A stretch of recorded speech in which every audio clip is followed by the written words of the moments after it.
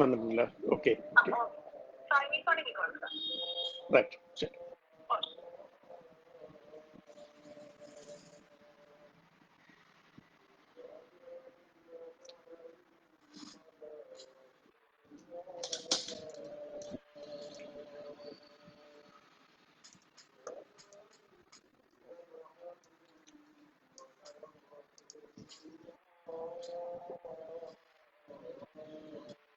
എല്ലാവർക്കും നമസ്കാരം. ഇപ്പോൾ സമയത്തിടെ ഇന്നത്തെ ഫേസ്ബുക്ക് ലൈവിലേക്ക് എല്ലാവർക്കും സ്വാഗതം. ഞാൻ ഡോക്ടർ കിരൺ, മൃഗസംരക്ഷണ വകുപ്പിന്റെ വിതുര ജേഴ്സി ഫാമിൽ വെറ്റിനറി സർജനായിട്ട് ഞാനിപ്പോൾ സേവനം അനുഷ്ഠിക്കുന്നു. കഴിഞ്ഞ 8-10 വർഷത്തോളമായി ഫാം സർവീസിലുള്ള ഒരു വെറ്റിനറി സർജനാണ് ഞാൻ. അപ്പൊ നമ്മൾ നോക്കാൻ പോകുന്ന ടോപ്പിക് എന്ന് പറഞ്ഞാൽ ശാസ്ത്രീയമായ പശുപരിപാലനം, അല്ലെ? പശുപരിപാലനം, ശാസ്ത്രീയമായ പശുപരിപാലനം. എന്തുകൊണ്ട് ഇങ്ങനെ ഒരു ടോപ്പിക്ക് നമ്മൾ തിരഞ്ഞെടുത്തു എന്നൊന്ന് ചിന്തിച്ചു കഴിഞ്ഞാൽ, എപ്പോഴും നമുക്കറിയാം സമയത്തി എന്ന് പറയുന്ന സ്ഥാപനം ചൂസ് ചെയ്യുന്ന ടോപ്പിക്സ് എപ്പോഴും ആനുകാലിക പ്രസക്തിയുള്ള ടോപ്പിക്സ് തന്നെയായിരിക്കും. അത് ട്രെയിനിങ് ക്ലാസ്സസിലായിരുന്നാലും കർഷകർക്കായിരുന്നാലും ഉദ്യോഗസ്ഥർക്കായിരുന്നാലും സമയത്തി ചൂസ് ചെയ്യുന്ന ടോപ്പിക്സ് എപ്പോഴും ആനുകാലിക പ്രസക്തിയുള്ള ടോപ്പിക്സ് ആണ്. അപ്പോൾ ഈ പശുപരിപാലനത്തിന് എന്താണ് ആനുകാലിക പ്രസക്തി എന്ന് നമ്മൾ ഒന്ന് പിന്നോട്ട് ചിന്തിച്ചു കഴിഞ്ഞാൽ, ഇപ്പൊ നമ്മൾ കടന്നു പോയിക്കൊണ്ടിരിക്കുന്ന ഈ കോവിഡ് മഹാമാരി സിറ്റുവേഷനിൽ പല പ്രവാസികളും അവരുടെ നാട്ടിൽ നിന്നും സ്വന്തം നാട്ടിലേക്ക് തിരിച്ചു വരികയും ഒരു പുതിയൊരു സംരംഭത്തിനും ഒരു ജോലി സാധ്യതയ്ക്കും വേണ്ടി നെട്ടോട്ടം ഓടുന്ന ഒരു കാലഘട്ടത്തിലൂടെ നമ്മളിപ്പോ കടന്നു പോയിക്കൊണ്ടിരിക്കുന്നത്. അപ്പോൾ ഈ ഒരു സമയത്ത്, ഈ ഒരു പീരീഡിൽ ആദ്യം തന്നെ ഒരു പ്രവാസി മിക്കവാറും ചിന്തിക്കുക, ഒരു പശു സംരംഭം അല്ലെങ്കിൽ ഒരു ആടിന്റെ യൂണിറ്റ് അല്ലെങ്കിൽ ഒരു കോഴിയുടെ യൂണിറ്റ്. പെട്ടെന്ന് അവർക്ക് മനസ്സിൽ ഓടി വരുന്ന ഒരു ആശയം എന്ന് പറയുന്നത് ഇത്തരത്തിൽ ഒന്നുകിൽ പശു വളർത്തുക, അല്ലെങ്കിൽ ആട് വളർത്തുക, കോഴി, പച്ചക്കറി കൃഷിയും കൃഷിയുടെ അനുബന്ധിച്ചുള്ള സംരംഭങ്ങളായിരിക്കും മിക്കവാറും നമ്മുടെ പുതിയ ഇപ്പോൾ ഈ പറയുന്ന പ്രവാസികൾ തിരഞ്ഞെടുക്കാൻ സാധ്യതയുള്ളത്. 100 കണക്കിന് ഫോൺ കോളുകളാണ് ശരിക്കും ഫാമിലും നമ്മുടെ വകുപ്പിലും ക്ഷീരവികസന വകുപ്പിലും ഒക്കെ ആയിട്ട് ഇതിന്റെ എൻക്വയറി വന്നുകൊണ്ടിരിക്കുന്നത്. പുതുതായി ഫാം ആരംഭിക്കുന്നതിനുള്ള നടപടികൾ എന്തൊക്കെയാണ് സർ? എങ്ങനെയാണ് ഞങ്ങൾ പശുക്കളെ തിരഞ്ഞെടുക്കേണ്ടത്? കെട്ടിടത്തിന് എന്തുമാത്രം നീളം വേണം, വീതി വേണം? ഞങ്ങൾക്ക് കൺസൾട്ടൻസി നിങ്ങൾക്ക് സർക്കാരിൽ നിന്ന് ലഭ്യമാണോ? പശുക്കളെ എവിടെ നിന്ന് വാങ്ങാൻ സാധിക്കും? ഞങ്ങൾ എന്തെല്ലാം കാര്യങ്ങൾ അറിഞ്ഞിരിക്കണം? പശു വളർത്തുന്നതിന് വേണ്ടുന്ന ബേസിക് ആയിട്ടുള്ള കാര്യങ്ങൾ എന്തൊക്കെയാണ്? ഞങ്ങൾ ഇതിന്റെ ഭക്ഷണ രീതികൾ എങ്ങനെയാണ്? തുടങ്ങി 100 കണക്കിന് ചോദ്യങ്ങളും 1000 ആൾക്കാരെയും പുതിയ സംരംഭകരെയും ഞങ്ങൾ ഈ പറയുന്ന എന്താണ് കഴിഞ്ഞ ഒരു കോവിഡ് കാലഘട്ടത്തിൽ ഞങ്ങൾ നേരിട്ടുകൊണ്ടിരിക്കുകയാണ്. അപ്പോൾ അത് തന്നെയാണ് നമ്മുടെ ഇന്നത്തെ ഈ ടോപ്പിക്ക് തിരഞ്ഞെടുക്കാനും സമിതിയെ പ്രേരിപ്പിച്ചെന്ന് ഞാൻ വിശ്വസിക്കുന്നു. അപ്പോൾ ഇതില് നമ്മൾ ആരംഭിക്കാൻ വളരെ ഈസിയാണ്, അല്ലെ? എല്ലാവർക്കും അറിയാം, നമ്മളൊരു സംരംഭം പുതുതായിട്ട് എല്ലാ മെഷീനറീസും അല്ലെങ്കിൽ എല്ലാം പുതുതായിരിക്കുമ്പോൾ അതിന്റെ പ്രവർത്തനം വളരെ മികച്ച രീതിയിലായിരിക്കും. പക്ഷേ അത് കുറച്ചങ്ങോട്ട് മുന്നിലേക്ക് പോകുമ്പോൾ ആ ഉള്ള സിറ്റുവേഷനിൽ നമ്മുടെ റിയാലിറ്റി ഫേസ് ചെയ്ത് ഒരു 2-3 വർഷം നമ്മൾ മുന്നിലേക്ക് പോയി കഴിയുമ്പോഴാണ് ശരിക്കും ബുദ്ധിമുട്ടുകൾ അല്ലെങ്കിൽ ഹർഡിൽസ് നമ്മൾ ഫേസ് ചെയ്യുന്നത്. അപ്പൊ അങ്ങനെ വരുന്ന ഹർഡിൽസിനെ നമ്മൾ മുൻകണ്ടിട്ട് വേണം എപ്പോഴും ഒരു സംരംഭം ആരംഭിക്കാനായിട്ട്. അപ്പൊ ഇന്ന് നമ്മൾ നോക്കാൻ പോകുന്ന ടോപ്പിക് എന്നത് മറ്റൊന്നുമല്ല, ശാസ്ത്രീയമായ പശുപരിപാലനം. എല്ലാവർക്കും അറിയാമല്ലോ, ഇപ്പൊ ചിന്തിക്കും എന്താണ് ഇതിനെപ്പറ്റി പറയേണ്ടത്, എന്ത് കാര്യമുള്ളൂ? ഇപ്പൊ എത്രയോ വർഷമായി പശു വളർത്തുന്നത്, അല്ലെങ്കിൽ ഞങ്ങൾ ഈ മേഖലയിൽ നിൽക്കുന്ന ആൾക്കാരാണ്. ഇതിനകത്ത് എന്താണ് ഇത്ര പുതുമ, അല്ലെങ്കിൽ എന്ത് കാര്യമാണ് ഞങ്ങൾക്ക് ഇതിനകത്ത് പുതുതായിട്ട് അറിയാനുള്ളതെന്നായിരിക്കും പലരും ചിന്തിക്കുന്നത്. അപ്പൊ നമ്മൾ അറിയേണ്ടുന്ന ഒരു കാര്യം, പഴയ തലമുറ സൂക്ഷിച്ചിരുന്ന ഒരു പശു സമ്പത്തല്ല ഇന്നത്തെ തലമുറയായി നമ്മൾ കൈകാര്യം ചെയ്യുന്നത്. അപ്പോ ആ പശു സമ്പത്തിനും ഇപ്പോഴത്തെ പശു സമ്പത്തിനും വേണ്ടുന്ന പരിചരണങ്ങളും തീറ്റക്രമത്തിലും കാര്യമായ വ്യത്യാസമുണ്ട്. അപ്പൊ അത് നമ്മൾ വ്യക്തമായി അറിഞ്ഞെങ്കിൽ മാത്രമേ നമുക്ക് ആരംഭിക്കുന്ന സംരംഭം നഷ്ടമില്ലാതെ നമുക്ക് മുന്നോട്ട് കൊണ്ടുപോകാൻ സാധിക്കുകയുള്ളൂ. അപ്പൊ അതില് നമ്മൾ ഈ ശരിക്കും പശു കൃഷി ചെയ്യുമ്പോൾ നമ്മൾ ഇതിന്റെ 3 തരത്തിലാണ് ഈ പശു കൃഷിയെ നമ്മൾ തരംതിരിക്കുക. 1 കന്നുകുട്ടികളുടെ പരിപാലനം, 2 കിടാരികളുടെ പരിപാലനം, 3 പശുക്കൾ, ഗർഭിണി പശുക്കൾ, ഇവയുടെ പരിചരണം. ഇങ്ങനെ 3 തരത്തിലായിരിക്കും എപ്പോഴും പശു വളർത്തൽ അല്ലെങ്കിൽ ക്ഷീര കർഷകര് ഈ മേഖലയ്ക്ക് വരുമ്പോൾ നേരിടുന്നത്. 3 ഘട്ടത്തിലുള്ള ജീവിതചര്യകളായിരിക്കും. പശുക്കുട്ടിക്ക് വേണ്ടുന്ന പരിചരണമായിരിക്കില്ല ഒരു കിടാരിക്ക് വേണ്ടത്, ഒരു കിടാരിക്ക് വേണ്ടുന്ന പരിചരണമായിരിക്കില്ല ഒരു കറവ പശുവിനോ അല്ലെങ്കിൽ പ്രഗ്നന്റ്, ഒരു ഫുൾ ടൈം പ്രഗ്നന്റ് ആയിരിക്കുന്ന ഒരു ഗർഭിണി പശുവിനോ വേണ്ടുന്നത്. അപ്പൊ ഇതിന് 3 തരത്തിലുള്ള പരിചരണ രീതികളുമാണ് ശരിക്കും നമ്മൾ അവലംബിക്കേണ്ടത്. അത് എങ്ങനെയാണ്, അല്ലെങ്കിൽ നവീനമായ രീതികൾ എന്തൊക്കെയാണെന്നുള്ളത് നമുക്ക് വളരെ പെട്ടെന്ന്, നമുക്ക് 1 മണിക്കൂർ സമയമാണുള്ളത്, നമുക്ക് ആയതിൽ നമുക്ക് പെട്ടെന്ന് തന്നെ കുറച്ച് കാര്യങ്ങളിലേക്ക് നമുക്ക് പോകാം. ആ കന്നുകുട്ടിയെ പരിപാലനം ഏറ്റവും കൂടുതൽ നമുക്ക് ബുദ്ധിമുട്ടാക്കുന്നത് ഒരു കന്നുകുട്ടി ജനിച്ച് കന്നുകുട്ടി ഉണ്ടായി അത് പ്രാറ്റുന്നത് വരെ കർഷകർ ഏറ്റവും വലിയ അത് ഒന്ന് നമ്മുടെ ഇന്നത്തെ നാടിൻസുകളായ സമയത്ത് ഈ പറയുന്ന കന്നുകുട്ടികൾക്ക് ഒരുവിധം പ്രതിരോധ ശേഷിയുള്ള ഒരു തലമുറയായിരുന്നു. പക്ഷെ പിന്നോട്ട് ഇപ്പോ നമ്മുടെ ഇപ്പോഴത്തെ കാലം നോക്കിക്കഴിഞ്ഞ ദേശപശുക്കളിൽ സംഘടനകളുടെ വരവൂടി കൃത്യമായി തന്നെ പ്രതിരോധ ശീലം കാലാവധി നമുക്ക് വ്യതിയാനം നേരിട്ടിട്ടുണ്ട്. അതിനാൽ അത് തന്നെ കന്നുകുട്ടികളുടെ പ്രതിരോധ ശേഷിയിലും ചലനങ്ങൾ ഉണ്ടാക്കിയിട്ടുണ്ട്. പെട്ടെന്ന് തന്നെ രോഗത്തിന് അടിമയാകുന്നു. ആയിരക്കണക്കിന് രോഗങ്ങൾ ഈ പറഞ്ഞ കുട്ടികൾക്ക് വരാറുണ്ട്. അപ്പോൾ അതൊന്നും നമ്മൾ വേണ്ടുന്ന വിധത്തിൽ പകരം നൽകിയില്ലെങ്കിൽ പെട്ടെന്ന് തന്നെ കന്നുകുട്ടികൾ മരണപ്പെട്ടു പോകാൻ സാധ്യതയുണ്ട്. വളരെ ദുഃഖകരമായ ഒരു അവസ്ഥയാണ്. ഒരു പശു പ്രസവിച്ചു, നല്ല അഴകൊത്ത ഒരു കുട്ടിയെ ലഭിക്കുകയും അത് ഏതാനും ദിവസങ്ങളും ആഴ്ചകളും കഴിയുമ്പോൾ മരണപ്പെട്ടു പോവുകയും ചെയ്യുക എന്ന് പറയുന്നത് തികച്ചും നമ്മുടെ കേരളത്തില് നമ്മുടെ മൃഗസമ്പത്തിന് നേരിടുന്ന വലിയൊരു തിരിച്ചടിയും കർഷകർക്ക് കനത്ത മാനസികവും സാമ്പത്തിക നഷ്ടം ഉണ്ടാക്കുന്ന ഒരു കാര്യമാണ് കന്നുകുട്ടികളുടെ മരണം. അപ്പൊ നമുക്ക് എത്തരത്തിൽ കന്നുകുട്ടികളെ വളർത്താം?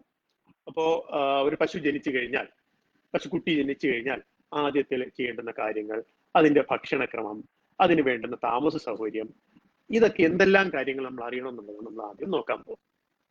അതിലായി നമുക്ക് എല്ലാ പ്രസവത്തിനെ കുറിച്ച് സ്റ്റേജസ് എന്നൊക്കെ ഗർഭം പശുവിന്റെ പരിചരണത്തിലേക്ക് നോക്കാം. പ്രസവം നടന്ന് കുട്ടി പുറത്തേക്ക് വന്നു കഴിഞ്ഞാൽ സ്വാഭാവികമായിട്ട് എല്ലാവരും ചെയ്യാനുള്ള ഒരു കാര്യമാണ് അല്ലേ? പശുക്കുട്ടിയുടെ മൂക്ക് ക്ലിയർ ചെയ്യും, വായ ക്ലിയർ ചെയ്യുന്നുണ്ടാവും, ശരീരം ചൂട് വെക്കുന്നുണ്ടാവും. എന്തിനാ അങ്ങനെയൊക്കെ ചെയ്യുന്നത്? ശരീരം എന്തിനാ? നമ്മളെ ശരീരമൊക്കെ കച്ചി പഴയ ആൾക്കാർ നോക്കി നമുക്ക് അറിയാൻ സാധിക്കും. കച്ചിയോ വൈക്കോലോ അല്ലെങ്കിൽ തുണിയോ ടവലോ എന്തെങ്കിലും വെച്ചിട്ട് കന്നിട്ട് ദേഹം കംപ്ലീറ്റ് തുടയ്ക്കുന്നൊക്കെ കാണാൻ സാധിക്കും. എന്തിനാ അങ്ങനെ ചെയ്യുന്നത്? ഇല്ലെങ്കിൽ പെട്ടെന്ന് ഹൈപ്പോതെർമിയ അല്ലെങ്കിൽ ശരീരത്തിലെ താപനില താഴ്ന്നു പോകുന്ന ഒരവസ്ഥ കന്നുകുട്ടിക്ക് സംജാതമാകും. അത് വരാതിരിക്കാൻ വേണ്ടിയിട്ടാണ് പ്രസവിച്ചു കഴിഞ്ഞ ഉടൻ തന്നെ ആദ്യം വായിലെയും മൂക്കിലെയും സ്രവങ്ങളും എല്ലാം നമ്മൾ നീക്കം ചെയ്ത് കന്നുകുട്ടിയുടെ ശരീരം നല്ല രീതിയിൽ ഉരച്ച് നമ്മൾ ചൂട് വെക്കാറുണ്ട്. ദേഹത്തുള്ള മാലിന്യങ്ങൾ കംപ്ലീറ്റ് ഉണക്ക വയ്ക്കോലോ ഇല്ലെങ്കിൽ നല്ല ടവലോ തുണിയോ കൊണ്ട് തുടച്ച് വൃത്തിയാക്കിയതിനു ശേഷം നമ്മൾ ശരീരം നന്നായി ഉരച്ച് ചൂട് വെച്ച് കൊടുക്കാറുണ്ട്. കാരണം ജനിച്ചു കഴിഞ്ഞാൽ ഒരു 7 മുതൽ 14 ദിവസം കഴിയുമ്പോഴാണ് കന്നുകുട്ടിയുടെ ബ്രെയിനിലെ തെർമോ റെഗുലേറ്ററി മെക്കാനിസം അഥവാ ശരീരത്തിലെ താപനില നിലനിർത്തുന്ന ആ പ്രക്രിയ അത് ഡെവലപ്പ് ചെയ്ത് വരുന്നത് ഒരു 7 മുതൽ 14 ദിവസ സമയം കൊണ്ടാണ്. അതുവരെ കന്നുകുട്ടിക്ക് ശരിക്കും അതിന്റെ ചുറ്റുവട്ടത്തുള്ള ടെമ്പറേച്ചർ ആയിരിക്കും കന്നുകുട്ടിയുടെ ശരീരത്തിൽ ഏറ്റവും കൂടുതൽ റിഫ്ലക്ട് ചെയ്യുന്നത്. അപ്പോൾ ജനിച്ചു വീഴുന്ന ഈർപ്പത്തിൽ നിന്നിരിക്കുന്ന അല്ലെങ്കിൽ ശരീരം നനഞ്ഞിരിക്കുന്ന അവസ്ഥയിൽ കന്നുകുട്ടിയെ നമ്മൾ അതേപടി ഇട്ട് കഴിഞ്ഞാൽ തീർച്ചയായിട്ടും 99% കന്നുകുട്ടികളും പരിചരണമില്ല എന്നുണ്ടെങ്കിൽ ഒരു 24 മുതൽ 36 മണിക്കൂറിനകത്ത് മരണപ്പെട്ടു പോയിരിക്കും. കാരണം ശരീരത്തിലെ താപനില കണ്ടമാനം താഴുകയും തുടർന്നുണ്ടാകുന്ന രോഗങ്ങൾ മൂലം കന്നുകുട്ടികൾ മരണപ്പെട്ടു പോവുകയും ചെയ്യാറുണ്ട്. അതുകൊണ്ട് എപ്പോഴും ശ്രദ്ധിച്ചോളുക, പ്രസവം കഴിഞ്ഞാൽ കന്നുകുട്ടി പുറത്തു വന്നു കഴിഞ്ഞാൽ ഉടനെ തന്നെ നമ്മൾ കന്നുകുട്ടിയുടെ ശരീരം നന്നായിട്ട് തുടച്ച് വൃത്തിയാക്കുക. ശരീരം തുണിയോ ടവലോ എന്തെങ്കിലും കൊണ്ട് ഉരച്ച് നന്നായിട്ട് ചൂട് വയ്ക്കുക. വായ്ക്കകത്തും മൂക്കിനകത്തുമുള്ള സ്രവങ്ങളും അതിന്റെ അഴുക്കുകളും എല്ലാം നമ്മൾ ക്ലീൻ ചെയ്യുന്നു. ക്ലീൻ ചെയ്ത് കഴിഞ്ഞാൽ അടുത്ത് ശ്രദ്ധിക്കേണ്ടുന്ന മെയിൻ ഒരു കാര്യമാണ് അതിന്റെ പൊക്കിൾ കൊടിയുടെ പരിചരണം അല്ലെ. ഇതിൽ ഒരുപാട് തരത്തിലുള്ള റിസർച്ചുകളും അല്ലെങ്കിൽ ഒരുപാട് അഭിപ്രായങ്ങളും ഉയർന്നു വരുന്ന ഒരു കാര്യമാണ് ഈ പൊക്കിൾ കൊടിയുടെ പരിചരണം. അപ്പൊ ശരിക്കും പണ്ടത്തെ കാലഘട്ടങ്ങളിൽ ഈ പൊക്കിൾ കൊടി കണ്ടിക്കാറില്ല. പൊക്കിൾ കൊടി വലിച്ചു പൊട്ടിക്കുക ചെയ്യുന്നത്. 2 കൈ കൊണ്ട് പൊക്കിൾ കൊടി ഇങ്ങനെ വലിച്ചങ്ങ് പൊട്ടിക്കുമ്പോൾ ഇതിന്റെ എപ്പിത്തീലിയം എന്ന് പറഞ്ഞാൽ ട്രാൻസീഷണൽ എപ്പിത്തീലിയമാണ്. അത് കാരണം കംപ്ലീറ്റ് അങ്ങ് ചുരുങ്ങും. ഈ പൊക്കിൾ കൊടി നന്നായിട്ട് ചുരുങ്ങി കഴിയുമ്പോൾ ഒരിക്കലും പുറമേ എന്നുള്ള അണുബാധ അകത്തേക്ക് ഉണ്ടാകാറില്ല. കാരണം ഇങ്ങനെ വലിച്ചു പൊട്ടിക്കുക ചെയ്യുന്നത്. അപ്പൊ ഒരു ഇലാസ്റ്റിക് ഒരു ടിഷ്യൂ ആണ് ശരിക്കും പൊക്കിൾ കൊടിയിൽ ഉള്ള ഒരു ടിഷ്യൂ. അപ്പൊ നമ്മൾ വലിച്ചു പൊട്ടിക്കുമ്പോൾ റബ്ബർ ബാൻഡ് ചുരുങ്ങുന്ന മാതിരി അകത്തേക്ക് ചുരുങ്ങുകയും ശരിക്കും പൊക്കിൾ കൊടി അടയുകയും ചെയ്യാറുണ്ട്. അപ്പോൾ അങ്ങനെ നമുക്ക് ഈ പുറമേ നിന്ന് വരുന്ന അണുബാധ ശരിക്കും നമുക്ക് തടയാൻ സാധിക്കും. പക്ഷെ എന്നാൽ അത് ഇപ്പോ ഒന്ന് പിന്നോട്ട് ചിന്തിച്ചു കഴിഞ്ഞാൽ അതിൽ നിന്ന് ഒരുപാട് വ്യത്യാസം വന്നു. കർഷകർ എന്ത് ചെയ്യുന്നു? കണ്ടിച്ചു വിടാറുണ്ട്. കത്രികയോ അല്ലെങ്കിൽ കത്തിയോ എന്തെങ്കിലും കൊണ്ട് നമ്മൾ കണ്ടിച്ചു വിടുന്ന ഒരു പ്രക്രിയ വന്നു. അങ്ങനെ വരുമ്പോൾ എന്താ സംഭവിക്കാം? ഒരിക്കലും പൊക്കിൾ കൊടിയുടെ ആ ഇലാസ്റ്റിസിറ്റി ഉണ്ടാകുന്നില്ല. കാരണം അവിടെ ഒന്ന് വലിവ് ഉണ്ടായാൽ മാത്രമേ ഇലാസ്റ്റിസിറ്റി ഉണ്ടാവുള്ളൂ. ഇപ്പൊ പൊക്കിൾ കൊടി ഇത്തരത്തിലെ കത്രിക കൊണ്ടോ കത്തി കൊണ്ടോ നമ്മൾ മുറിക്കുമ്പോൾ ഒരിക്കലും പറയുന്ന ഇലാസ്റ്റിസിറ്റി ഉണ്ടാകാറില്ല. പൊക്കിൾ കൊടി വികസിച്ച് തന്നെ ഇരിക്കുന്നു. അതുമൂലം എന്താ സംഭവിക്കുക? ജനിച്ചു കഴിഞ്ഞാൽ കന്നുകുട്ടി കിടക്കുന്ന ആ ചുറ്റുവട്ടത്തുള്ള അണുബാധ നേരിട്ട് പൊക്കിളിലേക്ക് വരികയും പൊക്കിളിൽ നിന്ന് 4 കാൽമുട്ടുകളിലേക്ക് വ്യാപരിക്കുകയും തുടർന്ന് അതിന്റെ കരൾ, കിഡ്നി, പിന്നീട് ഹൃദയാഘാതം വന്നിട്ട് കുട്ടി മരണപ്പെട്ടെന്ന് പോകുന്ന ഒരു സാഹചര്യമുണ്ട്. പശു വളർത്തുന്ന എല്ലാവരും നേരിടുന്ന ഒരു വലിയ ബുദ്ധിമുട്ടാണ് കന്നുകുട്ടികളുടെ മാനേജ്മെന്റ്. തികച്ചും അവിടെ നമ്മുടെ കുഞ്ഞുങ്ങൾക്ക് അല്ലെങ്കിൽ മനുഷ്യ കുഞ്ഞിന് നൽകുന്ന പരിഗണനയുടെ ഒരു 10-1 പരിഗണന ഈ പറയുന്ന പശുക്കുട്ടികളിൽ നമ്മൾ കൊടുക്കുകയാണെങ്കിൽ തീർച്ചയായിട്ടും ഒരു പശുക്കുട്ടി പോലും മരണപ്പെടാതെ പൂർണ്ണ ആരോഗ്യവാനായിട്ട് നമുക്ക് കുട്ടികളെ വളർത്തിയെടുക്കാൻ സാധിക്കും. അപ്പൊ അതിൽ ആദ്യത്തെ പടി എന്ന് പറയുന്നത് വിട്ടുവീഴ്ചയില്ലാതെ പൊക്കിൾക്കൊടിയുടെ മാനേജ്മെന്റ് തന്നെയാണ്. ഇവിടെ നമുക്ക് വലിച്ചു പൊട്ടിക്കാൻ ബുദ്ധിമുട്ടാണെന്നുണ്ടെങ്കിൽ തീർച്ചയായും നമുക്ക് കത്രിക കൊണ്ട് കണ്ടിക്കാൻ പറ്റും. പക്ഷെ അതിന് പുറമെ നമ്മൾ എന്ത് ചെയ്യുന്നു, നല്ല രീതിയിൽ ട്വൈൻ നൂലോ കങ്കൂസ് നൂലോ എന്തെങ്കിലും വെച്ച് നമ്മൾ നന്നായിട്ട് പൊക്കിൾക്കൊടി കെട്ടി മുറുക്കുക. മനുഷ്യർക്ക് ചെയ്യുന്നത് ക്ലിപ്പേഴ്സ് ഉണ്ട്. ആ ക്ലിപ്പ് വെച്ചിട്ട് പൊക്കിൾക്കൊടി ക്ലിപ്പ് ചെയ്ത് വെക്കുക ചെയ്യുന്നത്. കുറച്ച് കഴിയുമ്പോൾ രക്തം സ്രാവം നിന്നിട്ട് അത് പൊഴിഞ്ഞു പോകും. പക്ഷെ മൃഗങ്ങളിൽ അത് വരുന്നതിന് താമസം ഉണ്ടാകുന്നത് കൊണ്ട്, അത് മാത്രമല്ല മനുഷ്യർ കിടക്കുന്ന സാഹചര്യമല്ല മൃഗങ്ങളിൽ ഉണ്ടാവും. മൃഗങ്ങളുടെ പരിസരവും അതിന്റെ ചുറ്റുവട്ടാരങ്ങളും എപ്പോഴും മലിനമായ സാഹചര്യമായതിനാൽ പെട്ടെന്ന് തന്നെ രോഗബാധയ്ക്ക് സാധ്യതയുണ്ട്.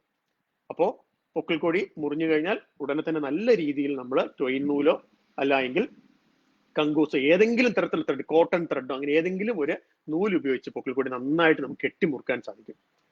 പക്ഷെ വേറെ ഇപ്പൊ വിദേശത്ത് അവർ പ്രാക്ടീസ് ചെയ്യുന്നതെന്ന് പറഞ്ഞാൽ ഒരിക്കലും ഇത്തരത്തിൽ കെട്ടിമുറുക്കോ അല്ലെങ്കിൽ ഐഡിൻ ലൈനിൽ മുക്കുക അങ്ങനത്തെ പ്രാക്ടീസ് ഒന്നും വിദേശത്ത് ഇപ്പൊ ചെയ്യുന്നില്ല.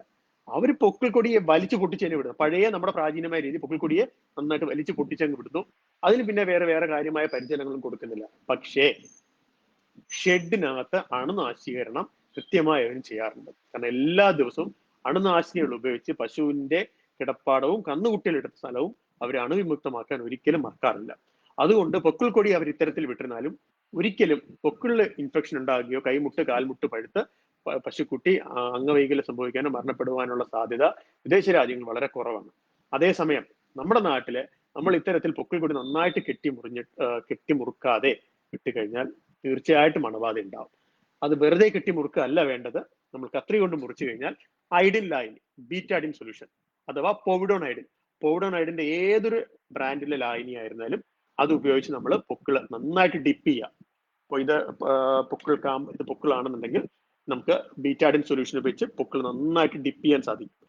ഏകദേശം ഒരു 5 മുതൽ 10 സെക്കൻഡ് സമയം വരെ നമ്മൾ ലായനിക്ക് നമ്മളുടെ കോണ്ടാക്ട് ടൈം കൊടുക്കണം. അതായത് പൊക്കിള് ഈ മരുന്നുമായിട്ട് ബന്ധപ്പെട്ടിരിക്കാൻ മിനിമം ഒരു 5 മുതൽ 10 സെക്കൻഡ് വരെ നമ്മൾ കോണ്ടാക്ട് ടൈം കൊടുക്കുക.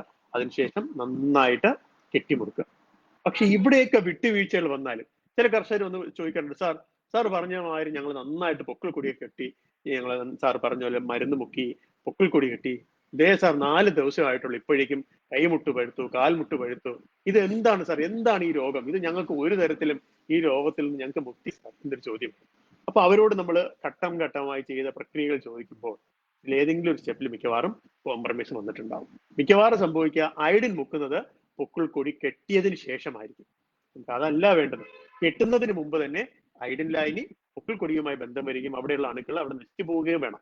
അതല്ലാതെ കെട്ടി മുറിക്കിയതിന് ശേഷം വെളിയിലല്ല നമ്മൾ മരുന്ന് മുക്കേണ്ടത്. ശരിക്കും അകത്തും വേണം പുറത്തും വേണം. അപ്പൊ ഇത്തരത്തിൽ നമ്മൾ ചെറിയൊരു ശ്രദ്ധ അവിടെ കൊടുത്തു കഴിഞ്ഞാൽ ഈ പൊക്കിൾ വഴി പകരുന്ന അല്ലെങ്കിൽ ജോയിന്റിൽ, നേവലിൽ എന്ന് പറയുന്ന രോഗം, ഏറ്റവും കൂടുതൽ കുട്ടികൾ മരണപ്പെട്ടത് ഈ 2 രോഗത്തിലാണ്. ആ രോഗത്തിൽ നമുക്ക് തീർച്ചയായിട്ടും മുക്തി നേടാൻ സാധിക്കും. രണ്ടാമത്തെ കാര്യം, നമ്മുടെ കേരളത്തിലും തമിഴ്നാട്ടിലും കണ്ടുവരുന്ന, പൊതുവെ ഇന്ത്യൻ സാഹചര്യം കണ്ടുവരുന്ന ഒരു കാര്യമാണ് പശുവിനൊപ്പം തന്നെ കന്നുകുട്ടികളെ നമ്മൾ പാർപ്പിക്കുക എന്ന് പറയുന്ന ഒരു സമ്പ്രദായം. തികച്ചും അത് അശാസ്ത്രീയമായ ഒരു രീതി തന്നെയെന്ന് എടുത്തു പറയേണ്ടിയിരിക്കുന്നു. കാരണം ഒരിക്കലും ഒരു പശുവിന്റെ സാഹചര്യത്തിൽ അഥവാ ഈർപ്പവും അണുക്കൾ നിർമ്മിതമായ ഒരു ചുറ്റുവട്ടത്തിലല്ല കന്നുകുട്ടികളെ ശരിക്കും വളർത്തേണ്ടത്. കന്നുകുട്ടികൾക്ക് വേണ്ടത് നല്ല ഉണക്കത്തറയും സോഫ്റ്റ് ബെഡിങ് ഉള്ള ഒരു പ്രതലമാണ്. അതേസമയം പശു നിൽക്കുന്ന തൊഴുത്തിനകത്ത്, പശു നിൽക്കുന്നതിനൊപ്പം അല്ലെങ്കിൽ പശുവിന്റെ തൊട്ടു പുറകിലോ പശുവിന്റെ സൈഡിലോ നമ്മൾ നിർത്തുമ്പോൾ സ്ഥിരം കറവയും പശുവിന്റെ ചാണകവും മൂത്രവും വീണ ആ സ്ഥലം എപ്പോഴും മലിനമായിരിക്കും.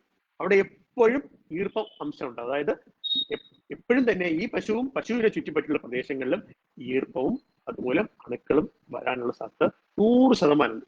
അതിനകത്ത് തികച്ചും നമുക്ക് ഉറപ്പിച്ച് പറയാൻ പറ്റും, പശു ഉണ്ടോ പശുവിന് ചുറ്റുവട്ടത്ത് എപ്പോഴും ഈ അണുബാധ ഉണ്ടായിരിക്കും. ആ അണുബാധയിലേക്ക് നമ്മളുടെ പുതിയ അതിഥിയായ ഈ കന്നുകുട്ടിയെ കൊണ്ട് നിർത്തിക്കഴിഞ്ഞാൽ തീർച്ചയായിട്ടും പശുവിനെ ശരീരത്തിൽ പ്രതിരോധ ശേഷിയുണ്ട്. അത് ഒരു പരിധിവരെ ഈ അണുക്കളോട് പൊരുതും. അതേസമയം ജനിച്ചു വരുന്ന കന്നുകുട്ടികൾക്ക് ഈ പ്രതിരോധ ശേഷി നേടിയെടുക്കാനുള്ള ശക്തി ആർജിച്ചു വരുന്നത് ഏതാനും ദിവസങ്ങൾ കഴിയുമ്പോഴാണ്. അതുവരെ നമ്മൾ ശുദ്ധമായ പ്രതലത്തിലല്ല പശുക്കുട്ടികൾ നടത്തുന്നെങ്കിൽ തീർച്ചയായിട്ടും ഈ പശുവിന്റെ ശരീരത്തിൽ നിന്ന് അല്ലെങ്കിൽ പശുവിന്റെ ചാണകത്തിൽ നിന്നോ മൂത്രത്തിൽ നിന്നോ പശുവിന്റെ ചാണകം പോകുന്ന ഡങ് ചാനലിനകത്തുനിന്നോ അതിന്റെ ചുറ്റുവട്ടങ്ങളിലൊന്നും ഉണ്ടാകുന്ന അണുബാധ ന്യൂമോണിയ ആയിട്ടോ ഈ പറയുന്ന പൊക്കിൾ കൊടി വഴി അകത്ത് കയറി കഴിഞ്ഞാൽ കന്നുകുട്ടിയുടെ ജീവൻ അപഹരിക്കും എന്നുള്ളതിൽ യാതൊരു തർക്കവുമില്ല. രണ്ടാമത് കന്നുകുട്ടികളെ നമ്മൾ പാല് കുടിപ്പിക്കുന്ന കാര്യം. ശരിക്കും അതിനകത്തും തന്നെ ഒരുപാട് തരത്തിലുള്ള അഭിപ്രായങ്ങൾ ഉയർന്നു വന്നിട്ടുണ്ട്. ശരാശരി പറഞ്ഞു കഴിഞ്ഞാൽ കന്നുകുട്ടി ജനിച്ച് അരമണിക്കൂർ തൊട്ട് 4 മണിക്കൂർ, half an hour to up to 4 hours ഈ സമയപരിധിക്കുള്ളിൽ തന്നെ തീർച്ചയായും കന്നുകുട്ടികളെ പാല് കുടിപ്പിച്ചിരിക്കണം. അപ്പൊ സ്വാഭാവികമായിട്ട് ചോദിക്കുന്നത് എന്തിനാണ് ഇത്ര ധൃതി പാല് കുടിക്കുന്നത്? കാരണം ഇപ്പൊ പശു പ്രസവം കഴിഞ്ഞ് വരുമ്പോൾ പശുവിനുള്ള ശ്രദ്ധ കൊടുക്കേണ്ടി വരുന്നു. കന്നുകുട്ടി ജനിച്ചു കഴിഞ്ഞാൽ കന്നുകുട്ടിക്കുള്ള പരിചരണം നമ്മൾ നൽകേണ്ടി വരും. ഇതിനിടയ്ക്ക് പലപ്പോഴും വിട്ടുപോകുന്ന ഒരു കാര്യമാണ് ഈ കഞ്ഞിപ്പാല് കൊടുക്കുക എന്ന് പറയുന്ന ഒരു പ്രൊസീജിയർ.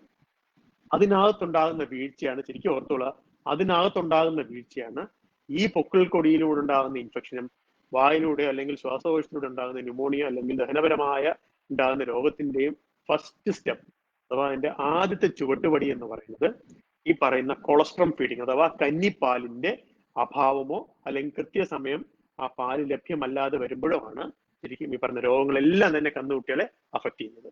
അപ്പൊ ഇതിൽ നിന്ന് മുക്തി നേടണമെങ്കിൽ അല്ലെ നമ്മൾ എങ്ങനെയൊക്കെ നോക്കിയിരുന്നാലും ഏതെല്ലാം തരത്തിൽ നമ്മൾ പരിസരം ശുചീകരണമാക്കി വെച്ചിരുന്നാലും രോഗബാധ ഉണ്ടാകാനുള്ള സാധ്യതയുണ്ട്. ശരാശരി 60% രോഗബാധ കന്നുകുട്ടികളിൽ ഉണ്ടാകാൻ സാധ്യതയുണ്ട്. അപ്പൊ നമുക്ക് ചെയ്യാൻ പറ്റുന്ന എന്താണ്? കന്നുകുട്ടികളുടെ പ്രതിരോധ ശേഷി വർദ്ധിപ്പിക്കുക. അതെങ്ങനെ വർദ്ധിപ്പിക്കാം? കന്നുകുട്ടികളുടെ അഥവാ അതിന്റെ അമ്മയിൽ നിന്നുണ്ടാകുന്ന അതിന്റെ ആദ്യത്തെ കന്നിപ്പാൽ ജനിച്ചു കഴിഞ്ഞാൽ അരമണിക്കൂർ തൊട്ട് 4 മണിക്കൂർ, മാക്സിമം അപ് ടു 4 hours 4 മണിക്കൂറിനുള്ളിൽ തന്നെ നമ്മൾ പാല് കുടിപ്പിച്ചിരിക്കണം. എന്തിനാ അങ്ങനെ ധൃതി പിടിച്ചിട്ട് നമ്മൾ പാൽ കുടിപ്പിക്കുന്നത്? എന്താണ് അതിന്റെ ശാസ്ത്രീയ അടിസ്ഥാനം? അത് നമ്മൾ അറിഞ്ഞിരിക്കണം. കാരണം പുതുതായി കടന്നു വരുന്ന സംരംഭകർക്ക് ഇതിനെപ്പറ്റി ഒന്നും ധാരണ ഉണ്ടാവില്ല. പാലാണല്ലോ, പാലിനല്പം വൈകിയാലും കുഴപ്പമില്ല എന്നുള്ളൊരു ചിന്താഗതി ഉള്ളവർക്ക് തീർച്ചയായും കന്നുകുട്ടി നഷ്ടപ്പെട്ടു പോകുന്നതിൽ യാതൊരു തർക്കവുമില്ല. കാരണം കന്നിപ്പാൽ എന്ന് പറയുന്നത് ഇമ്മ്യൂണോഗ്ലോബുലിൻസ് നിറഞ്ഞിട്ടുള്ള ഒരു ദ്രാവകം, സാധാരണ പാലല്ല. പാലിന്റെ നിറം നിങ്ങൾക്കറിയാം, എല്ലാവരും ഒരു സ്ലൈറ്റ്ലി യെല്ലോയിഷ് ആയിരിക്കും, നല്ല കട്ടിയുള്ള പാലായിരിക്കും. അതിനകത്ത് നോർമൽ പാലല്ല വരുന്നത്. പാലിനകത്ത് തന്നെ അമ്മയിൽ നിന്നും കുഞ്ഞിലേക്ക് നൽകുന്ന മാക്സിമം ഇമ്മ്യൂണോഗ്ലോബുലിൻസ് നിറഞ്ഞിട്ടുള്ള അഥവാ ഇമ്മ്യൂൺ ആയിട്ടുള്ള സബ്സ്റ്റൻസുകൾ നിറഞ്ഞ ഒരു ഉൽപ്പന്നമാണ് പശുവിന്റെ കന്നിപ്പാൽ.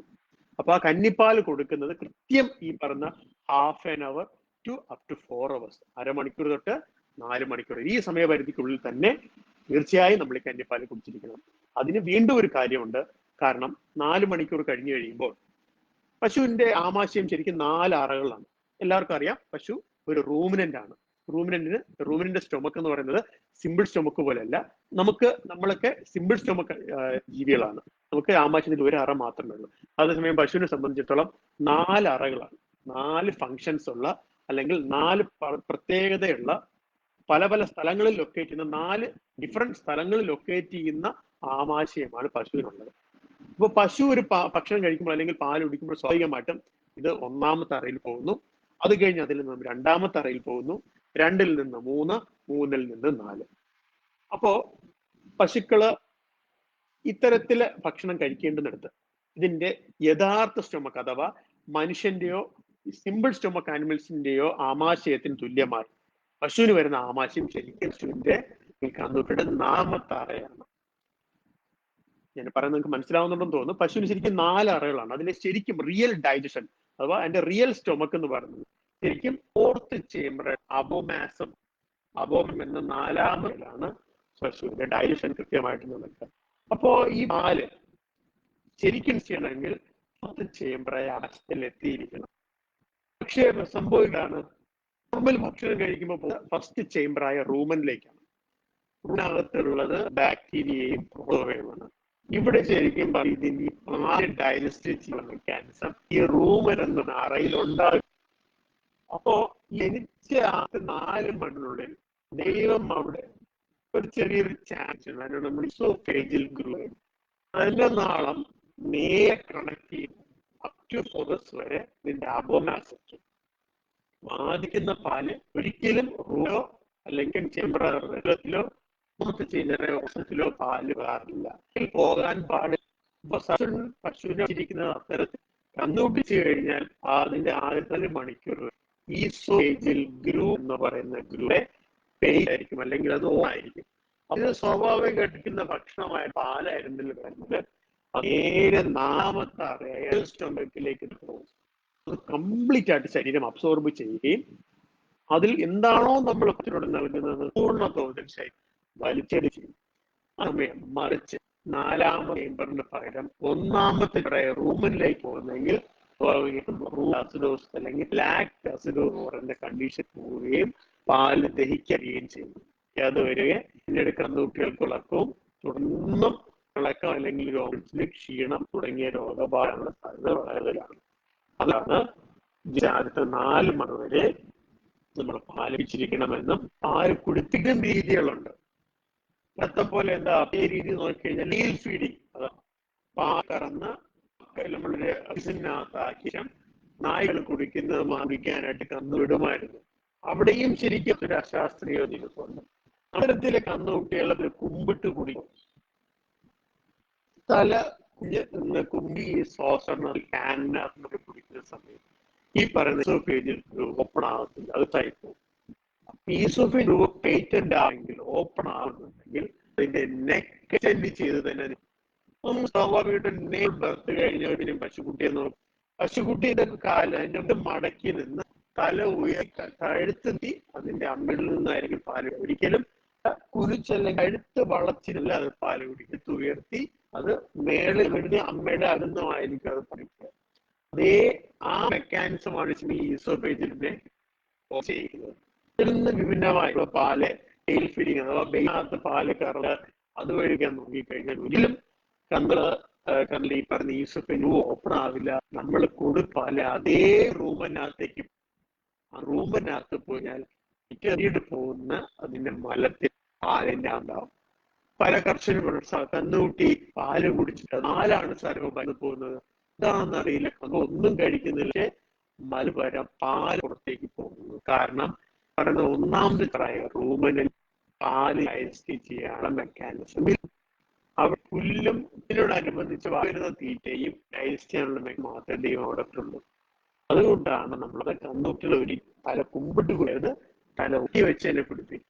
പക്ഷെ ഒരു കണ്ടീഷനിൽ ഒരു 100 അല്ല 500 പശുള്ള നമ്മുടെ ഇന്ത്യൻ കാലാവസ്ഥയിൽ, ഇന്ത്യൻ ഇതാണ് ഞാൻ പറയുന്നത്, വിദേശത്ത് 10,000 20,000 ഉണ്ടാകും. പക്ഷെ ഒരു ശരാശരി ചെറിയൊരു ഫാമിൽ അല്ലെങ്കിൽ 500 ഫാമിൽ ദിവസേന ഒരു 10% ഉണ്ടാകും. നമുക്ക് ഓരോ കമ്പിയെയും പിടിച്ച് പശുവിന്റെ അവരിൽ പോയി പാല് കുടിപ്പിക്കാതിരിക്കും തികച്ചും ദുഷ്കരമായ കാര്യം. അപ്പൊ അവിടെ ചെയ്യാൻ പറ്റുന്ന കന്നുകൾക്കുള്ള പാൽ റെഡിമെയ്ഡിങ് ബോട്ടിൽസ് ഇപ്പൊ അവൈലബിൾ ആണ്. ആമസോണിലായിരുന്നു ഓർഡർ ചെയ്ത് കഴിഞ്ഞാൽ ഫീഡിങ് ബോട്ടിൽ തരത്തില് ക്വാളിറ്റിയിൽ പലരുള്ള പ്രോഡക്ട്സ് ഇപ്പോൾ ശരിക്കും അവൈലബിൾ ആണ്. അപ്പൊ ഒരു ബോട്ടിൽ നമുക്ക് മേടിച്ചു ഫീഡിങ് ബോട്ടിൽ ചെറിയ 1 ലിറ്റർ മുതൽ 5 കപ്പാസിറ്റി വരെ 1 ലിറ്റർ 1 ലിറ്റർ കപ്പാസിറ്റി ഉള്ള ബോട്ടിൽസ് ആണ്.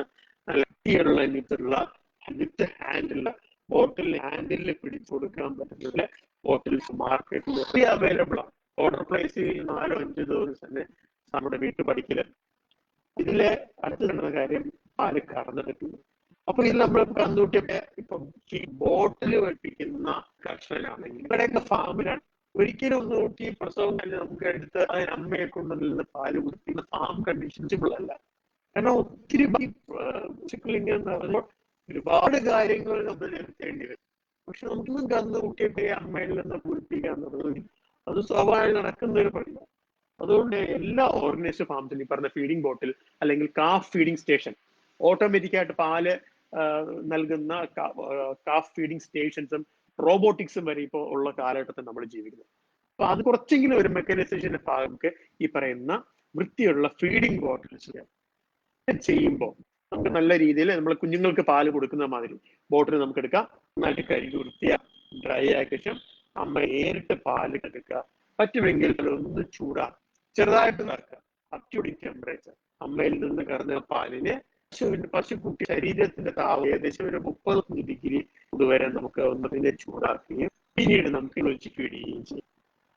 യൂട്യൂബിൽ ചെക്ക് നമുക്ക് അതിന്റെ വീഡിയോസ് എല്ലാം കാണാൻ പറ്റും. അപ്പൊ ഇത് കൊടുക്കുന്ന രീതിയിലും അവിടെ നമ്മളൊരു കാര്യം അറിഞ്ഞിരിക്കേണ്ടത്, ഇങ്ങനെ കൊടുക്കുമ്പോൾ തല താഴ്ന്നു പാടില്ല. എപ്പോഴും തല എക്സ്റ്റെൻഡ് ചെയ്ത് തന്നെ, അതായത് തല ഉയർന്നു തന്നെ നിങ്ങളുടെ അകിടിൽ നിന്ന് പാല് കുടിക്കേ ഒരു ഫീഡിങ് വഴി നമ്മൾ കന്നുകൾക്ക് കൊടുക്കുമ്പോൾ കന്നുകുട്ടികൾ ഉണർത്തണം. അതായത് ബോട്ടിൽ ഉയർത്തി തന്നെ കൊടുക്കണം. ഉയർത്തുമ്പോൾ 90 ഡിഗ്രി നേരെ മേളിലേക്ക് കൊടുക്കാനല്ല പറയുന്നത്. ഒരു 40-50 ഡിഗ്രി ആംഗിൾ നോർമലിൽ നീണ്ടുന്ന ഒരു 40-50 ഡിഗ്രി ആംഗിൾ എക്സ്റ്റെൻഡ് ചെയ്ത് നമുക്ക് ഫീഡിങ് വഴി പാലിക്കാൻ സാധിക്കും. ഇത്തരത്തിൽ ചെയ്യും. ഈ പാല് ചൂടായിട്ട് പറഞ്ഞപ്പോൾ കഞ്ഞി ഒരിക്കലും നമ്മൾ ചൂടാക്കാൻ പാടില്ല. എന്നിട്ട് ആദ്യത്തെ 7 കൊളസ്ട്രോൾ അതാമിപ്പാല് നിന്നും അല്ലെങ്കിൽ മണ്ണ് ലഭിക്കുക. ആ കിട്ടുന്ന കഞ്ഞി നമ്മൾ ചൂടാക്കാൻ പാടില്ല. ചൂടാക്കിനകത്തുള്ള ഇമ്മ്യൂണോഗ്ലോബിൻ കംപ്ലീറ്റ് നശിച്ചു. അതിനാൽ അരമണി കന്നിപ്പാല് ഉപയോഗിക്കണമെങ്കിൽ ചൂടാക്കാൻ പാടില്ല.